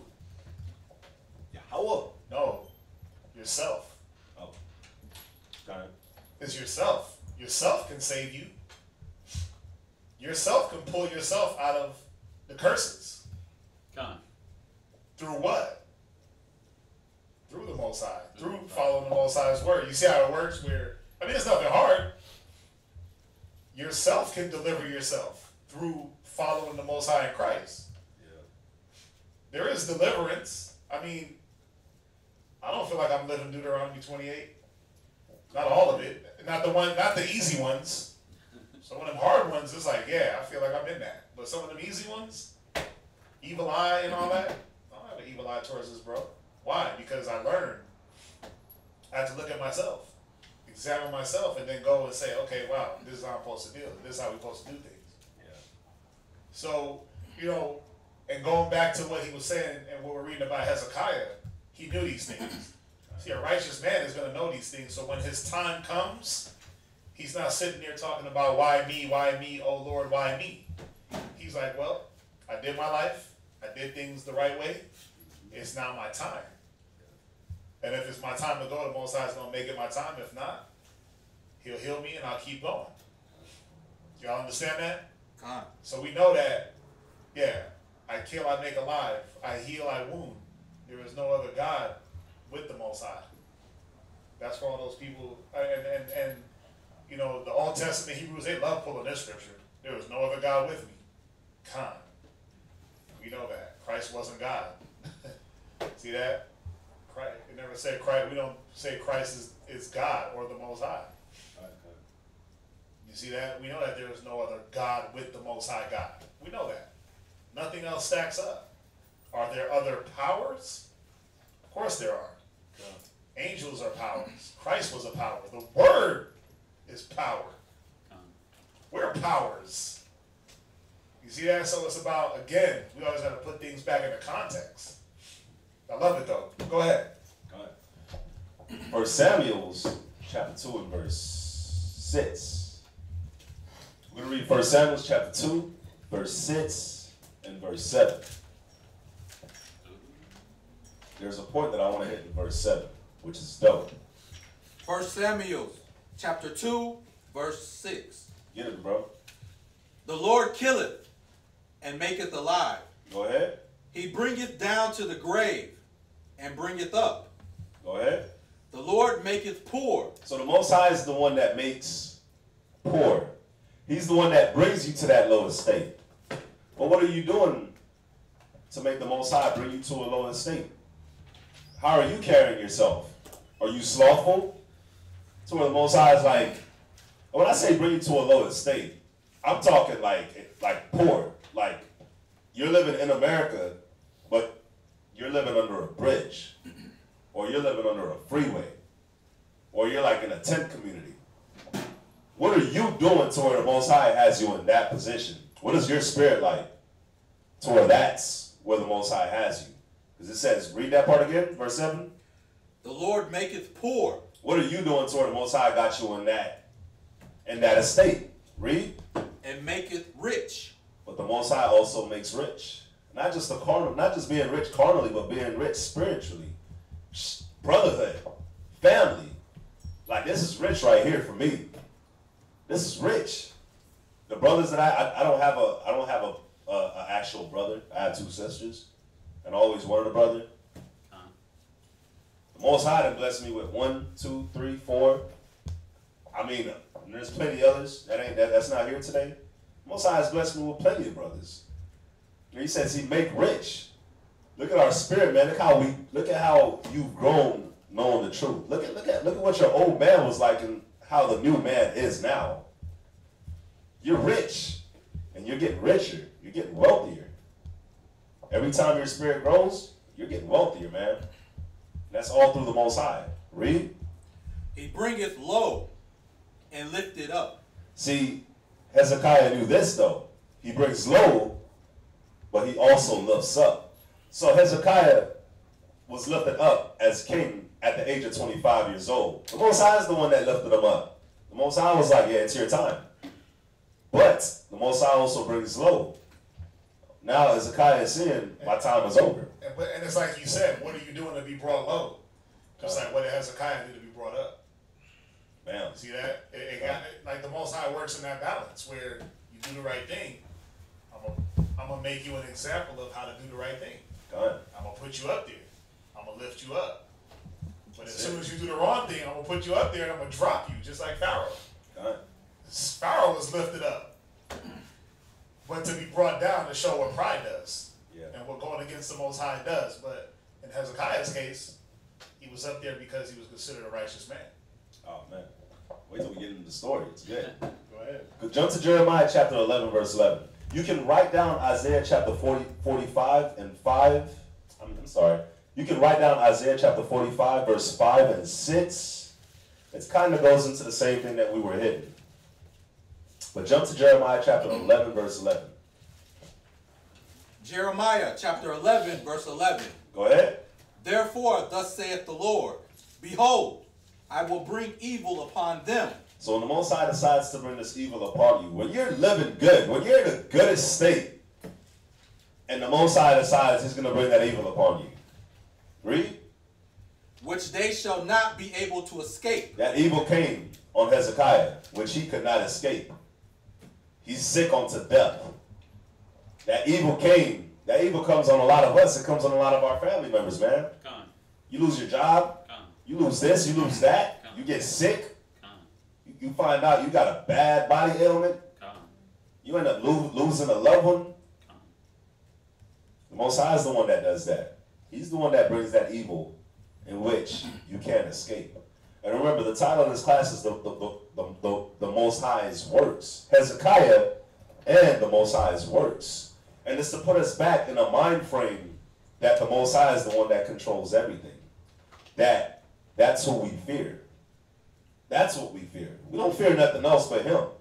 Because when these things happen to us, when these negative things happen to us, it was brought by him. He's the one that did it. He's the one that gave Satan the order, yeah, go ahead and touch him. Go ahead and do that. And, you know, a lot of brothers and sisters don't realize, they always ask why. Like, why does the Most High do the bad? To test you, to see where you at. All right. See, how you going to test that metal? Gotta put that metal in the fire, baby. That metal got to get tested. It got to get tempered. You know, it's funny. That metal, when you put that metal in the fire, what you're actually hitting is the part of the metal that isn't where it should be yet. Right. And then it's seeing what metal are you made of. What are you, silver, gold, stubble, hay? What are you? Like the scriptures say. You know, the Most High has a method to his madness that we'll never understand. Yeah. Oh, man, I should have hit that. And I shouldn't say we'll never understand it. We're getting a part of it. We're getting a part of it. But then people read like, I kill, I make alive. It's like, well, why do you kill people? The same reason why I make people alive. The same reason why I wound people and heal them. To show me. To show what I am. To show the Most High to show us that the Most High is real. Think about it, man. You got all these people that they have these weird ailments and weird diseases, and then they're just healed all of a sudden. You go to the doctor, I got 3 weeks to live. But you live for 8 years. Past the 3 weeks, who is it? You think your diet just changed all of a sudden? Your diet change that you did affected your 3 weeks? Changed your body that much in 3 weeks? I went on a juice fast, so that's why I lived. Like, nah, it's the Most High. And, you know, we really got to always, you know, when you look at the connection that we had to the Most High back in these days, it was so strong, you know, where when you read scriptures like, you know, the prayer from a righteous man availeth much. Yeah. We're not saying that don't do nothing now, but things were just done a little bit quicker. Things were done a little bit quicker. You saw results a little bit faster. Oh, man, yeah. You know, you need to be healed. It either happened or it didn't. You wanted to get pregnant, it either happened or it didn't. You know, it wasn't too much of a waiting game because of the fact that we had a stronger connection, but I'm bringing that out to show our understanding of the way the Most High worked. We understood why things had to die and live, why things had to be wounded and why they had to be healed, why things had to be brought up and brought down. We understood. We didn't question like, why do you do that? Why do you do that? First of all, because he can. Yeah. I'm going to give you the child answer. Because I can. Right? Because I can. I got the power. I got the power to do it. But everything was for our learning. You know, one thing that's been hitting me lately, Romans 15:4. All scriptures written aforetime were written for our learning. Yeah. All this is for our learning. To learn who? To learn what? Is it really to learn about Hezekiah or to learn about the power of the Most High?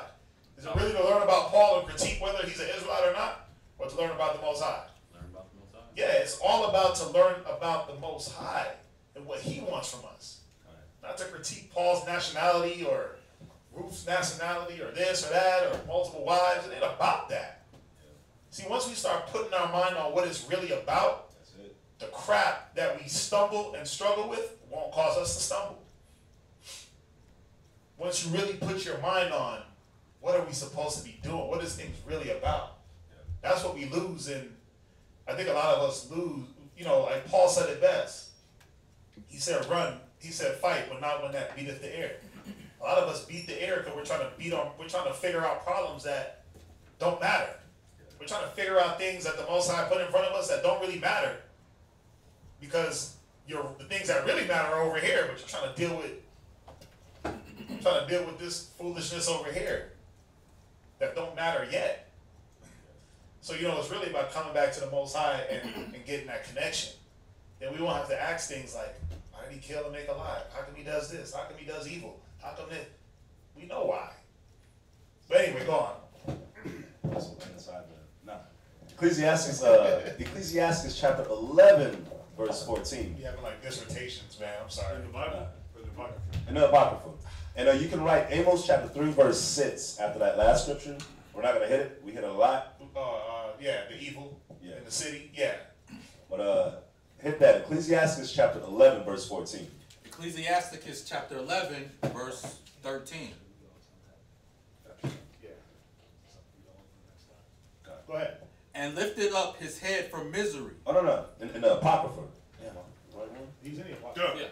Yeah, Ecclesiastes chapter 11, verse 14. You said 14? Yes, sir. 11 and 14. Mm-hmm. Prosperity and adversity, life and death, poverty and riches come of the Lord. Remember that. Remember that. Read it from the top one more time. Ecclesiasticus chapter 11, verse 14. Prosperity and adversity. Prosperity and adversity, man. When everything is good, that's Yahweh. When everything is bad, that's Yahweh. Read. Life and death. When Poverty. you're pregnant, when new life is coming, that's the Most High. When that life is being taken away, that's the Most High. I kill and I make alive. Kind. That is as simple as that. Like, but guess what? He ain't gonna tell you when he gonna do it. Yeah. Except for in the case of what we're reading, but for us, he ain't gonna come down and be like, yeah, I'm gonna kill you in 2 days. And that's why that's why the scripture says that the Most High comes like a thief in the night. Right. That's why blessed is that servant in whom he comes when he shall find, so he finds him doing. Right. Because we don't know when he's coming. But we do know that when the Most High visits us, he needs to find us doing. We can't be found lacking. We can't be those 5 foolish virgins that don't got the oil, and the Most High comes and visits us and we're lacking. We're not prepared. So he's like, okay, adversity, death, poverty. That's your reward. You gonna say, brother? 2 scriptures. What's that? Job chapter 2 and verse 10. I'm going there. God, slide. Oh, him's going there. Slide. What else we got? First Peter chapter 4 verse 12. I'm not going there. Awesome. Is it awesome? Yeah, you can drop it. God. First Peter chapter 4 verse 12. Beloved, think it not strange concerning the fiery trial which is to try you. And that's beautiful because that's the Most High. And that's why it shouldn't be strange to us. Because we know that the Most High is the one that's doing it. So let me evaluate my life. Why is the Most High sending this fiery trial to me? Where's my mind state at? Where's my spirit at? What am I doing? Am I studying? Is my mind on the Most High or is it not? Let me evaluate and see what's going on. If I know that my mind is in the right place with the Most High, then okay, it's a test. It'll pass. Keep reading, brother. Which is to try you, as though some strange thing happened unto you. There we go. And we know it's not strange because it's the Most High. Yahweh has us, right? God. Oh man, what's wrong with that? Okay, I left off at Ecclesiastes 11:14, right? God. Jump to Ecclesiastes. Oh, No, I was gonna say you could add Isaiah 45 and 7 in there also. I'm going there. Oh, where are you? Oh, okay. You got it. No, I was gonna go there. I have Isaiah 45 and verse 5 and verse 6. I said to write it down. And verse 7. And verse 7. You can write down verse 7 too. Did you want me to read it? No. I like it. It's cool. God. Ecclesiastes chapter 7 and verse 11. Because the last scripture we just read, it says prosperity, adversity, life and death, poverty and riches. It all comes of the Lord, right? God. So, with that being the case, and we knowing that, read Ecclesiastes chapter 7 verse 11. Any Apocrypha? Yes, sir. Chapter 7 and verse 11. Laugh no man to scorn in the bitterness of his soul. For there is one which humbleth and exalteth. So, when our enemy falls, when something negative happens, we see somebody out and they're in a low estate. We're not going to laugh them to scorn. Well, at least you're not supposed to. You're not supposed to laugh at them. You're not supposed to make their bitterness worse. You're not supposed to mate. You're not supposed to kick a man when he's down. Why? Because there's one that humbleth, and there's one that exalteth. So that man is in that position because the Most High put him in that position. So we don't treat that man a certain type of way because the Most High put him in that predicament. Instead, we restore that brother back onto life, like the scripture says, right? God. We restore that brother back onto meekness. We don't laugh at him. We don't kick him when he's down. We lift him back up. Why? Because we know that the Most High is the one that has him in that position. And the Most High is the one that have you in your position. And the Most High is the one that can drop you down to his position and drop him up. And bring him up. So, hit that. Job chapter 19 and verse 9. And see, all these things is what Hezekiah knows. Hezekiah knows that, Hezekiah knew that the Most High is the one that humbles. And he's the one that exalted. He knew that the Most High is the one that exalted him. He's the one that had him in prosperity, life, riches. He knew that. But he knows also that the Most High is the one that humbles. The Most High is the one that brings the adversity. He's the one that brings death and poverty. So we're going to see how Hezekiah handles, when we keep going, we're going to see how Hezekiah handles knowing that he's finna pass. And that his kingdom, our kingdom is in turmoil. Read. Job chapter 19 and verse 9. He hath stripped me of my glory. So this is what the Most High has done to Hezekiah. He stripped him of his glory. Read. And taken the crown from my head. The Most High stripped him of his glory and took the crown from Hezekiah's head. And now it's pretty much going to go to his son, right? Go to Ecclesiastes chapter 40, verse 11. And that's to show, man, the Most High is the one that sets these kings up. There's a scripture that says that as well. The Most High is the one that sets up these kings. The Most High is the one that brings these kings down. So, when you look at Donald Trump, that's the Most High.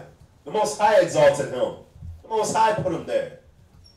It wasn't no damn Khazars or Israelis, or because we know they work behind the scenes of the government. We know your vote don't count. But we know that the Most High is the one that exalted him. Why? Because our people need to look and see that this country don't give a damn about you. Wake up. The Jews require a sign. That's why. And he's a beautiful sign too. Rex Lamont, remember we were watching that video? Donald Trump went to Puerto Rico, bro. Throwing paper towels. But he was shooting it. Yeah, like a basketball. Yeah. His form was perfect, man. He should be in NBA. Like, yeah, think about it. That's an insult, man. Right. Their whole island is what you give them Downey. Right? The quicker picker upper. That's an insult. But what it does though, see what Donald Trump does for me is he lets the snakes in the grass come out. Because now everybody gets riled up behind him, then you get to see like who's really racist. That one white friend you had that swears up and down that black people he loves every black person. He had 5 black people in his house. But then when they was doing the Donald Trump rallies came to your town, and he was right there talking about make America great again and nigger this, nigger that, right? You got to see that, like, oh damn, I know what you about, deep down inside. Never trust thy enemy. Because like iron rusted, so is his wickedness. So is his wickedness. You see that? That's why you gotta understand why the Most High does these things. It ain't like, oh, I'm just gonna put Donald Trump in there just to put him. No. It's for us to say, damn, do we want to continue to live like this? We want to continue to be oppressed by a people that are not a people? Donald Trump is a big ass child. Come on, he's a big kid with no vocabulary. He's dumb as hell. Like, come on. Think about it. You gotta look at this dude and look at the things that he says. You gotta look at it. Think about it. He's the president, but he was ready to lynch 8 black kids for a rape that happened in New York. He was talking about he'll pay for the trial, the judge, the jury. He'll pay for this, he'll pay for that. And they all found out they was not guilty. He was letting you know right then and there that he was racist as hell. But look, the Most High set him up because now he has to be at a point where it's like, I gotta really show y'all Negroes. I gotta show you blacks and Hispanics what y'all are dealing with. You want to be friends with that? Go right ahead. But they're gonna turn their back right on you. They're gonna do what they've done throughout all of history. The puppet show, right? With one hand, But behind this hand, I got the knife ready to stab you. I'm gonna come in for the hug. And I'm gonna hit you right in the neck. Boom. With the other hand. But that's what they do. That's why the Most High sets these things up, though, because of our wicked, disobedient asses. Right? He got to put somebody over us to punish. It's unfortunate. Yeah. He gotta bring our pride. It's crazy. It's like he got to bring all this pride down. He got to bring down our pride, because we poor as hell and prideful as hell. Most High hates that. The hell you poor and prideful. Most High hates that. But then how you just wicked and prideful? He hates that too. So he's like, well, guess what? I'm going to kill two birds with one stone. You see that? But the Most High has a reason why he does things. Go. You know, it's funny. You reminded me, man. I recorded this video. I was watching CNN this morning. I mean, in the afternoon, right? Mm-hmm. And Donald Trump said, I'm a smart genius. I'm a great genius, right? He said it. There was this guy behind him. He probably looked like he said it. No, he started laughing. It was like, he said something like that. And then he walked away. It was like saying, are we finished or are we done? You know what I'm saying? Like, come on, man, a smart genius. Yeah, it was hilarious. Our genius is supposed to be smart. No, you're a dumb genius. Like I'm a dumb fool? Like, yeah, like, come on, man. But that's y'all's president. That's your guy. The guy with the tan. You can tell he puts the olives around his eyes. He gets in the tanning booth. Yeah, you can tell. Boil like a lobster. Come on. Anyway, go ahead. Get out my mind. Go ahead. Read Ecclesiastes chapter 40, verse 11. Ecclesiastes chapter 40, verse 11. Because this is what's going on now. So Hezekiah has been told he's gonna pass, right? This is something else that Hezekiah knew. Read this. All things that are of the earth shall turn to the earth again, and that which is of the water doeth return into the sea. The Most High's works. So Hezekiah knew, okay, I'm gonna go back to the earth, right? Job chapter 2 and verse 9. Let's hit that now to show his mind state as well. It's gonna show Hezekiah's integrity. Go ahead, read verse 9. Then said his wife unto him, dost thou still retain thy integrity? Curse God and die. And now we're going to see that Hezekiah be like, okay, so we're going to go to war. I'm a righteous king. I've been serving you all my life with all my heart, and we're going to go to war. And now I'm sick, and I'm going to die? And you sent Isaiah the prophet, and Isaiah could have healed me? But you just had Isaiah tell me, okay, I'm going to pass. I'm going to die. But look, verse 9. Let's see how Job's wife kind of hit him the same way, right?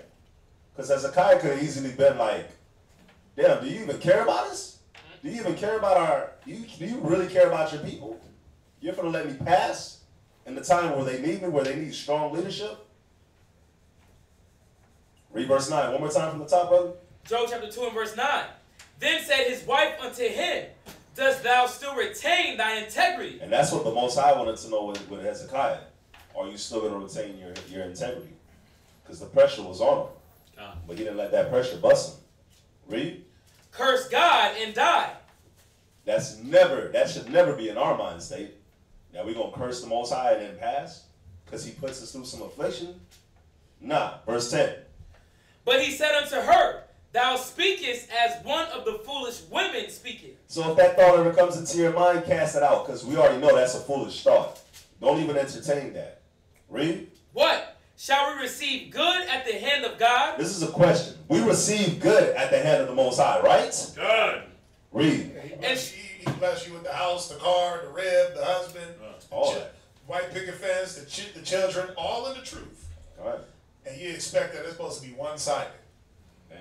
But the Most High doesn't deal with unjust balance. All right. You're going to get some good, but you're going to get this adversity right along with it. See, and this is the thing. Adversity is not always meant to be bad. Adversity is meant to pull the virtues out of a man. It's just like gold is tried in the furnace. An acceptable man. And gold is tried in the fire. Acceptable man in the furnace of adversity. Because what is it meant to do? When gold goes into a fire, does it melt away? What melts away from the gold? The impurities. The what? The impurity. Yeah. You're the same. We're the same thing. Where if you accept your adversity, the only thing that's melting away from you, the only thing that's dying, is that old man, that impure man. That's the only thing that's meant to suffer. But guess what? When you hold on to the old man, and the old, it's like, you ever see those shows where the evil spirit is trying to get out of the body, and it's holding on for dear life, and it hurts? That exorcism? Yeah. It's pulling. That's what's happening for some of us, where we're battling this old man, and not just saying, you know what, let me give in to Christ. Yeah. I want to hold on to my old man. So guess what? And you holding on, that adversity burns you up. Where it shouldn't. It should burn that old man off of you. It should burn those old ways off of you. But you want to stay in the adversity and hold on to your old ways. So guess what? Everything gets consumed. Everything. Your faith gets burnt up. Yeah. Brothers' beliefs get burnt up in the Most High. Right? And everything that's attached to it. Their whole household is gone. But that's not what it's meant to do. The Most High likens us to gold, impure gold. The only way you get gold pure is to burn it, is to purify it with the heat. Same thing with us. Y'all understand that? Go ahead. You, brother? What shall we receive good at the hand of God? So yeah, like you were saying, being in the truth, right? Yeah. We get all these blessings, and we'll receive all this good. But read.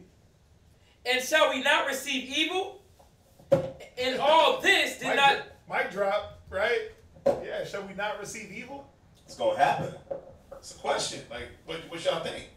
The Most High is just like, prosperity, prosperity, prosperity, good.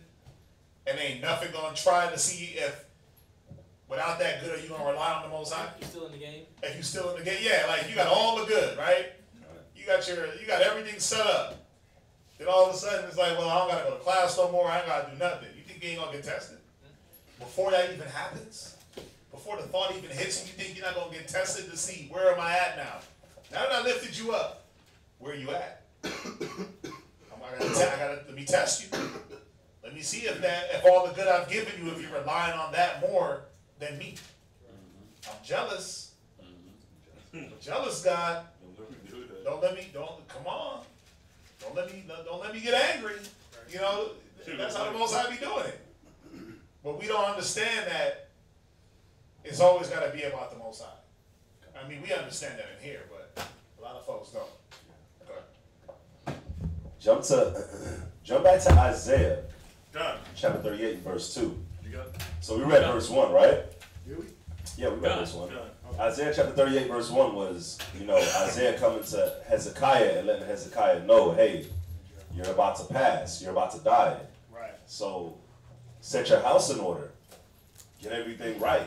Get your inheritance right that you're going to be passing down. The next king, get all that right. Read Isaiah chapter 38, verse 2. Let's carry on with the story. Isaiah chapter 38 and verse 2.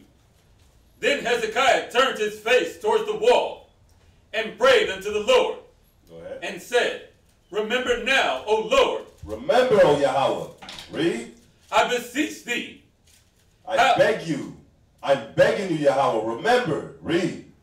How I have walked before thee in truth and with a perfect heart, and have done that which is good in thy sight. And Hezekiah wept sorely.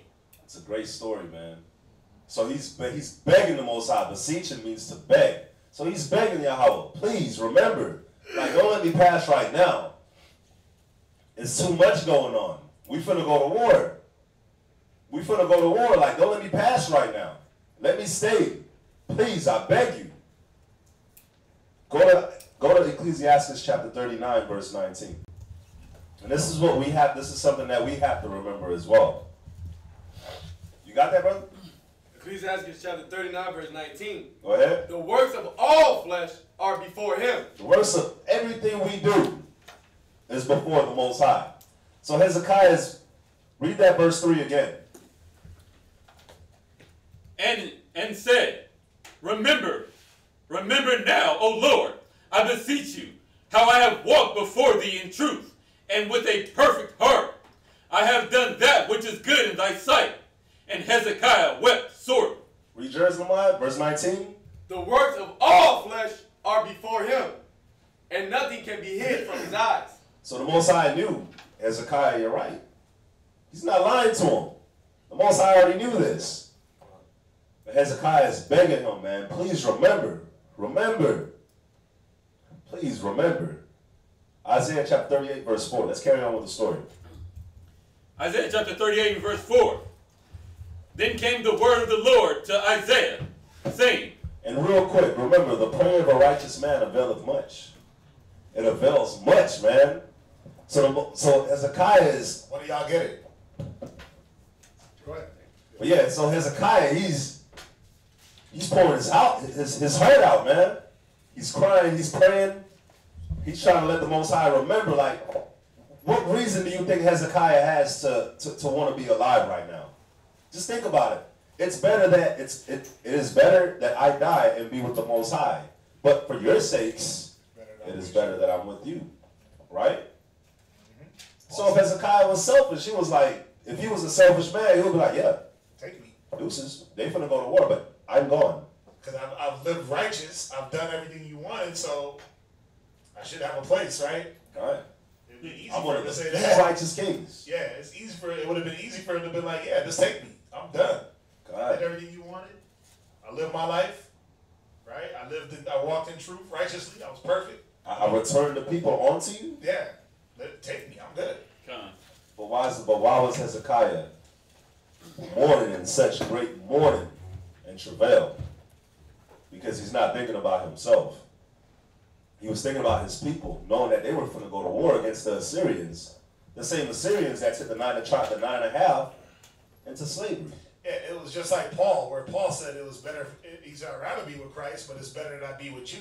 Right. Why? Because the people needed an example. They needed that leadership. They needed to still be led the right way. Because Paul wasn't thinking selfishly. Think about everything Paul did. Set up all the churches, right? Writing all the letters to keep things in order when they were getting out of order. It would have been easy for Paul to have been like, yeah, I'm going to set this church up. I'm going to set up all these churches. Y'all go handle that. I'm going to be over here at the crib. Oh, they over there messing up? Timothy, get these cats in order. It would have been, but what did Paul do? He still took the oversight. He wrote about it, right? Taking the oversight of the flock. But not by constraint or filthy lucre. Yeah. Paul had to live by his words. The same thing with Hezekiah. He was like, listen, I got to take the oversight. I got to be this leader that they need because they're not ready yet. And like when you think of David, when David was from the past, David could rest because he knew he had Solomon, and he knew Solomon was ready. So David was like, okay, I can rest at ease. He said he slept with his fathers. Yeah, he slept with his fathers. Yeah, didn't say he died.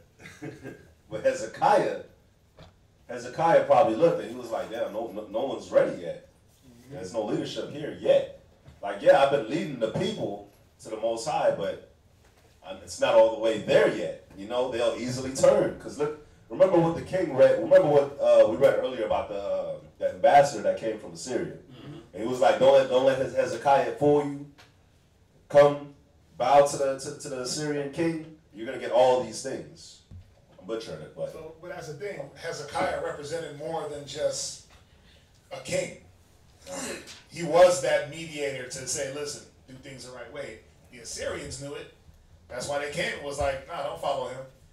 It's just like I was saying earlier. It's just like how they dealt with any one of our kings. What do they always do? What did the other nations always do? They will go to the elder, or the king and say, bow, break the people for us. They would use our king or our elders to break us. Because if we saw our king or elder doing whatever it was, we would want to follow. Right? As a king is, so is his officers. Right? So they knew that. But Hezekiah, he represented that integrity. He was like that Judas Maccabees type integrity where he was like, nah, I'm not gonna bow to the Assyrians. I'm not gonna forsake the law. I'm gonna continue to walk in truth with a perfect heart. Where you at? You look at James 5:16. Read that. James chapter 5 and verse 16. Uh-huh. Confess your faults one to another. Go ahead. And pray one for another. Read. That ye may be healed. Read. The effectual. Which, yeah, see, Hezekiah had this effectual, go ahead. Fervent prayer. Fervent prayer. Listen, it said he turned to his face towards a wall and prayed unto the Lord. Yeah. Right? Right. He wept sore. Like, he wasn't just like, God, why you do this? Nah, he actually had some gusto behind what he was saying. He had some emotion, some feeling. He didn't come empty. Yeah. He prepared his heart when he stepped to the Most High. Mm-hmm.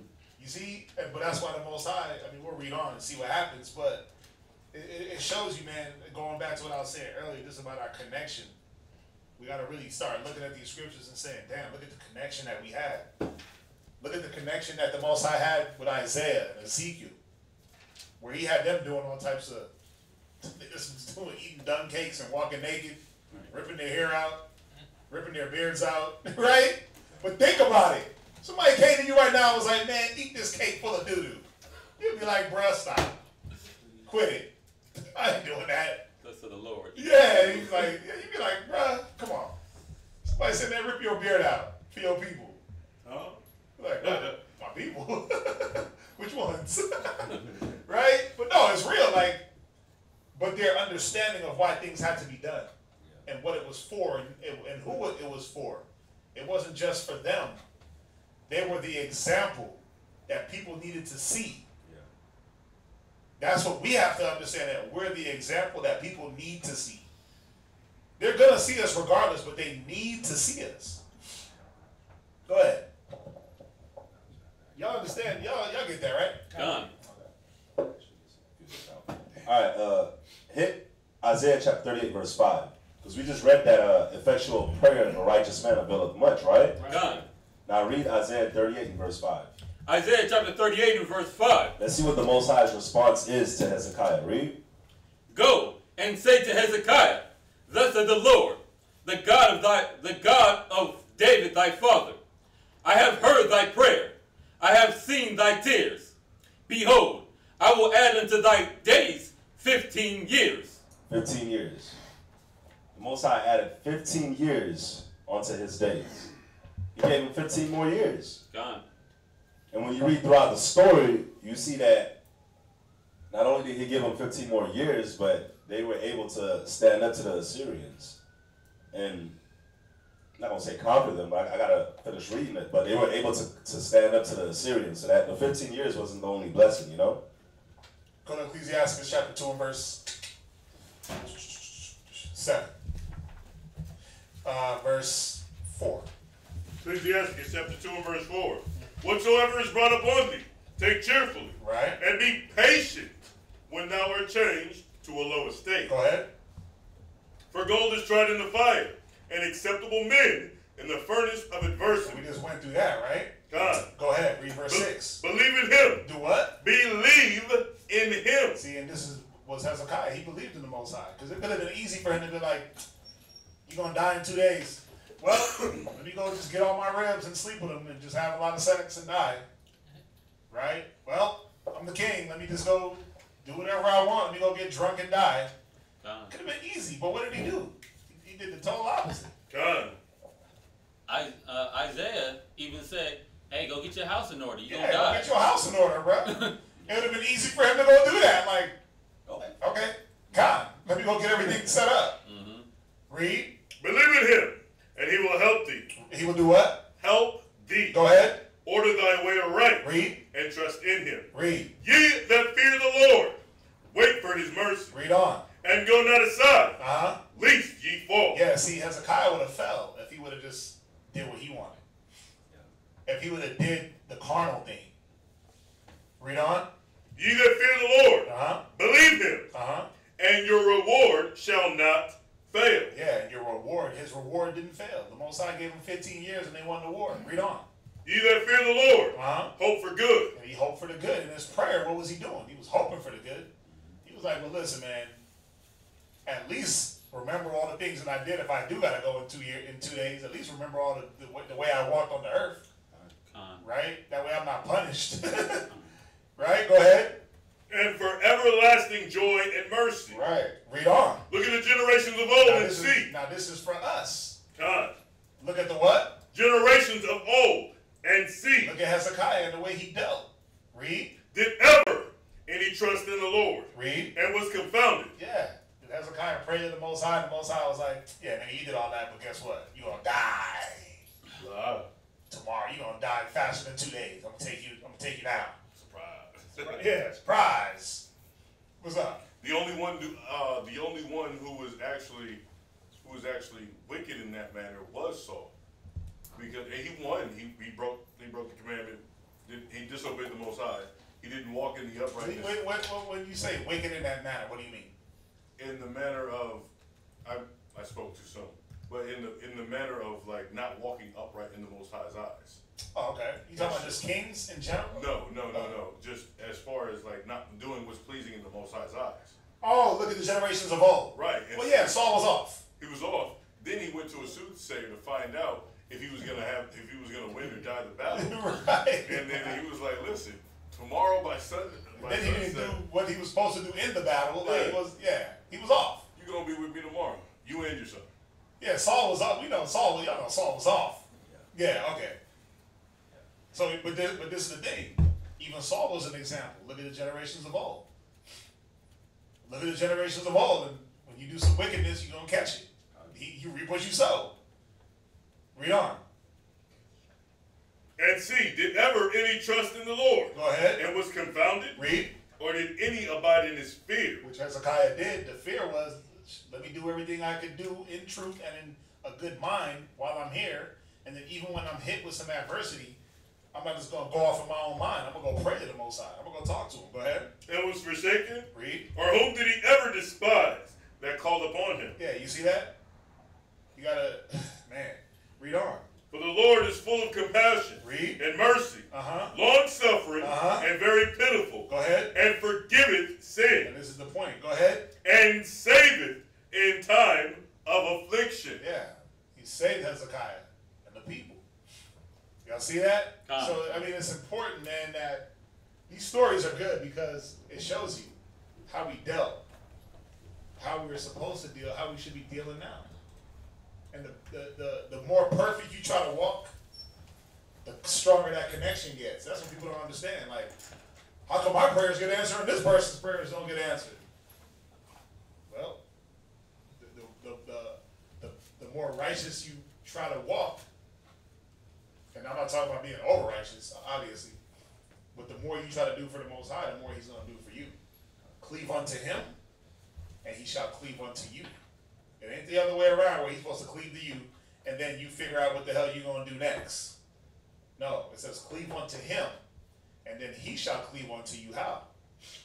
You do for me. It's like, what have you done for the Most High lately? What have you done? Because the Most High ain't got to do a damn thing for you. For you have need of patience, that if you do the will of the Most High, you might receive the blessing. That's what we have to understand. Key word is might. That's one of my favorite scriptures. Because it's like, damn, ain't nothing guaranteed. Nothing's guaranteed. Look at Moses. Did not Moses do the will of the Most High? None. He messed up. But then look, he didn't get to see the promised land. All that work. All that 40 years of wilderness. And however many years of dealing with, I mean, or the time span it took to deal with the Pharaoh. Because he was 40 when he left Egypt. He was 80 when he returned. Think about it, 40 years. Yeah, so he's 80 and then 40 years in the wilderness. Yeah, 40 years in the wilderness. He was 120 when he died. Think about it. Think about that. Like all that, more than half his life, serving the Most High, and then one mistake. Because Moses needed to be patient. Y'all get that? But what time is it? You got anything else? I was gonna say, I just got a couple. If I can get it out, like this is like a whole other session. I like right. You like where? Right out there, like maybe 7 or 8. I'm gonna do it real fast. But you see that time, right? Good. It's all good. If I'm gonna do this really quick, really Well, quick. let me ask you something. Do you ever know to do part 2? Yep. Part 2 is gonna go into like dysfunction. Like you're gonna live it down.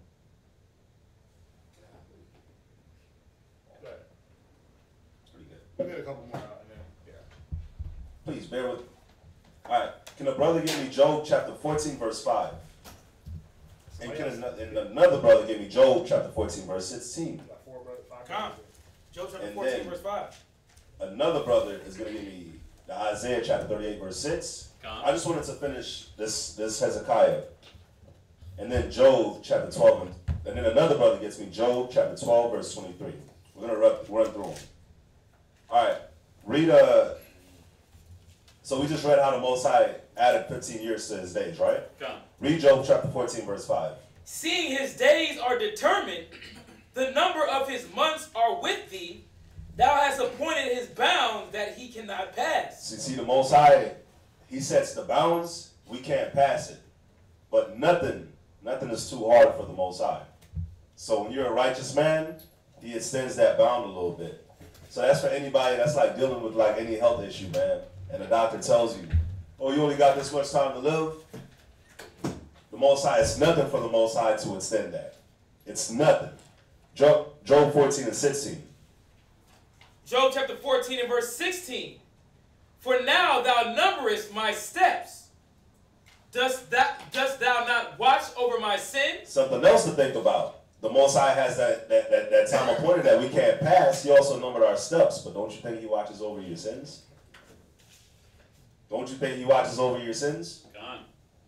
That's it. Now read Isaiah 38 and 6. Isaiah 38 and verse 6.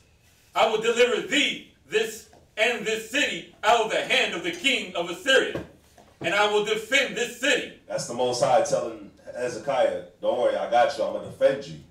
Now Job 12 and 23. Job chapter 12, verse 23. Go He ahead. increaseth the nations and destroyeth them. He enlargeth the nations and straighteneth them again. So the Most High is the one that he increases these nations. He increased the Assyrians, right? God. But now he destroys them. Now it's time for them to fall. Just like he increased America, it's time for America to fall. He increased Egypt, it's time for Egypt to fall, right? That was Job chapter 12 and 23. Now, brother, give me Isaiah chapter 38, verse 7. Gone. We're going to read 7 and 8, and that is going to be it for the Isaiah. And then another brother gets me Ecclesiastes chapter 46 and verse 4. And then Ecclesiastes 48 and verse 23. And then the last scripture will be Jeremiah chapter 32, verse 17. Isaiah chapter 38 and verse 7. Go ahead. And this shall be a sign unto thee from the Lord, that the Lord would do this thing that he hath spoken. Behold, I will bring again the shadow of the degree which is gone down in the sundial of Ahaz. 10 degrees backwards. The sun returned 10 degrees, by which degree it was gone down. So pretty much what happened, Something like that. the sun went backwards. Meaning, time went backwards. So the Most High actually reversed time. Read Ecclesiastes 46, verse 4. Con. Did not the sun go back by his means? And was not one day as long as two? Speaking of what we just read, Ecclesiastes chapter 48, verse 23. Ecclesiastes chapter 48 and verse 23. Speaking of King Hezekiah, read. In his time the sun went backward, and he lengthened the king's life. Speaking of King Hezekiah, right? And now the last scripture, Jeremiah chapter 32, verse 17. Come on, gentlemen. Jeremiah chapter 32, verse 17. Go ahead. Ah, Lord God, behold, thou hast made the heaven and the earth by thy great power and stretched out arm. And there is nothing too hard for thee. And there is what? Nothing too hard for thee. We're going to end it on that. That's what I wanted us to keep in our thoughts, man. There's nothing too hard for the Most High to do. So if you have like a really bad sickness, man, cancer, diabetes, you feel like you're not going to make it, it's nothing for the Most High to add some years onto your life. Nothing's too hard for the Most High. You're trying to have a child, and it's not coming through, like it says in Genesis chapter 18, verse 14, is anything too hard for the Lord? At the time appointed, I will return unto thee according to the time of life, and Sarah shall have a son. Nothing's too hard for the Most High. Nothing at all. Have faith in the Most High. Don't have faith in men. Don't have faith in the society. God. Have faith in the Most High. Nothing is too hard for him, man. Look at the sun, the moon, the stars, the sky. Look at life. Look at that. The Most High added 15 years to King Hezekiah's life. He made time go backwards. God. How many of us can make time go backwards? None. I dropped the mic on that. We can't even control our body temperatures. Right? But that was good. You got another part 2 on it or what? Kind of, yes, sir. Okay. Yeah, we'll come back with it. Any questions on the topic? Nothing online? Alright, well, we do want to thank everybody for joining us online, everybody in class. We appreciate it. Again, if you have any alms, any priest funds, any offering that you want to send, got the Wells Fargo account. That number is 101-580-6167. We also have the Google Wallet under isphdk@gmail.com. Alright. Remember, we got Passover. If you want to help out with that, you got to get these lambs, this location. Yeah, that lamb stew popping with the bread bowls. Oh, Is that every year? They do different lamb. I mean, we actually, we have our lamb that was, that we have according to the scriptures. Gotta have that. But then they do different lamb. Like Bud did, what was it, that jerk lamb? Oh, see? He did the jerk lamb with the rice in it at the bottom of it. That's why we do like more than one lamb. We do like 8 of them. So we can have different types of lamb. Yeah, so we definitely got to do the lawful lamb according to the Passover, and then we get that lamb stew that sisters make with the bread, right? The barbecue lamb, this lamb. Call me Bubba Lamb. Anyway, definitely want to thank y'all for joining us. Right? And if you have any questions, just hold them until Wednesday, right? And we'll be back. Same time, same channel, all right? God. All right, so go ahead and salute them online. Say shalom. Shalom. Bubba Lamb.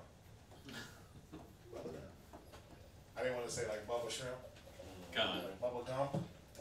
Well, Bubba, because you got the lamb chops, the lamb stew, the lamb this, filet of lamb. They're talking about Forrest Gump. Yeah, you got filet of lamb. You got lamb sandwiches. You got lamb gyros. You got lamb over rice.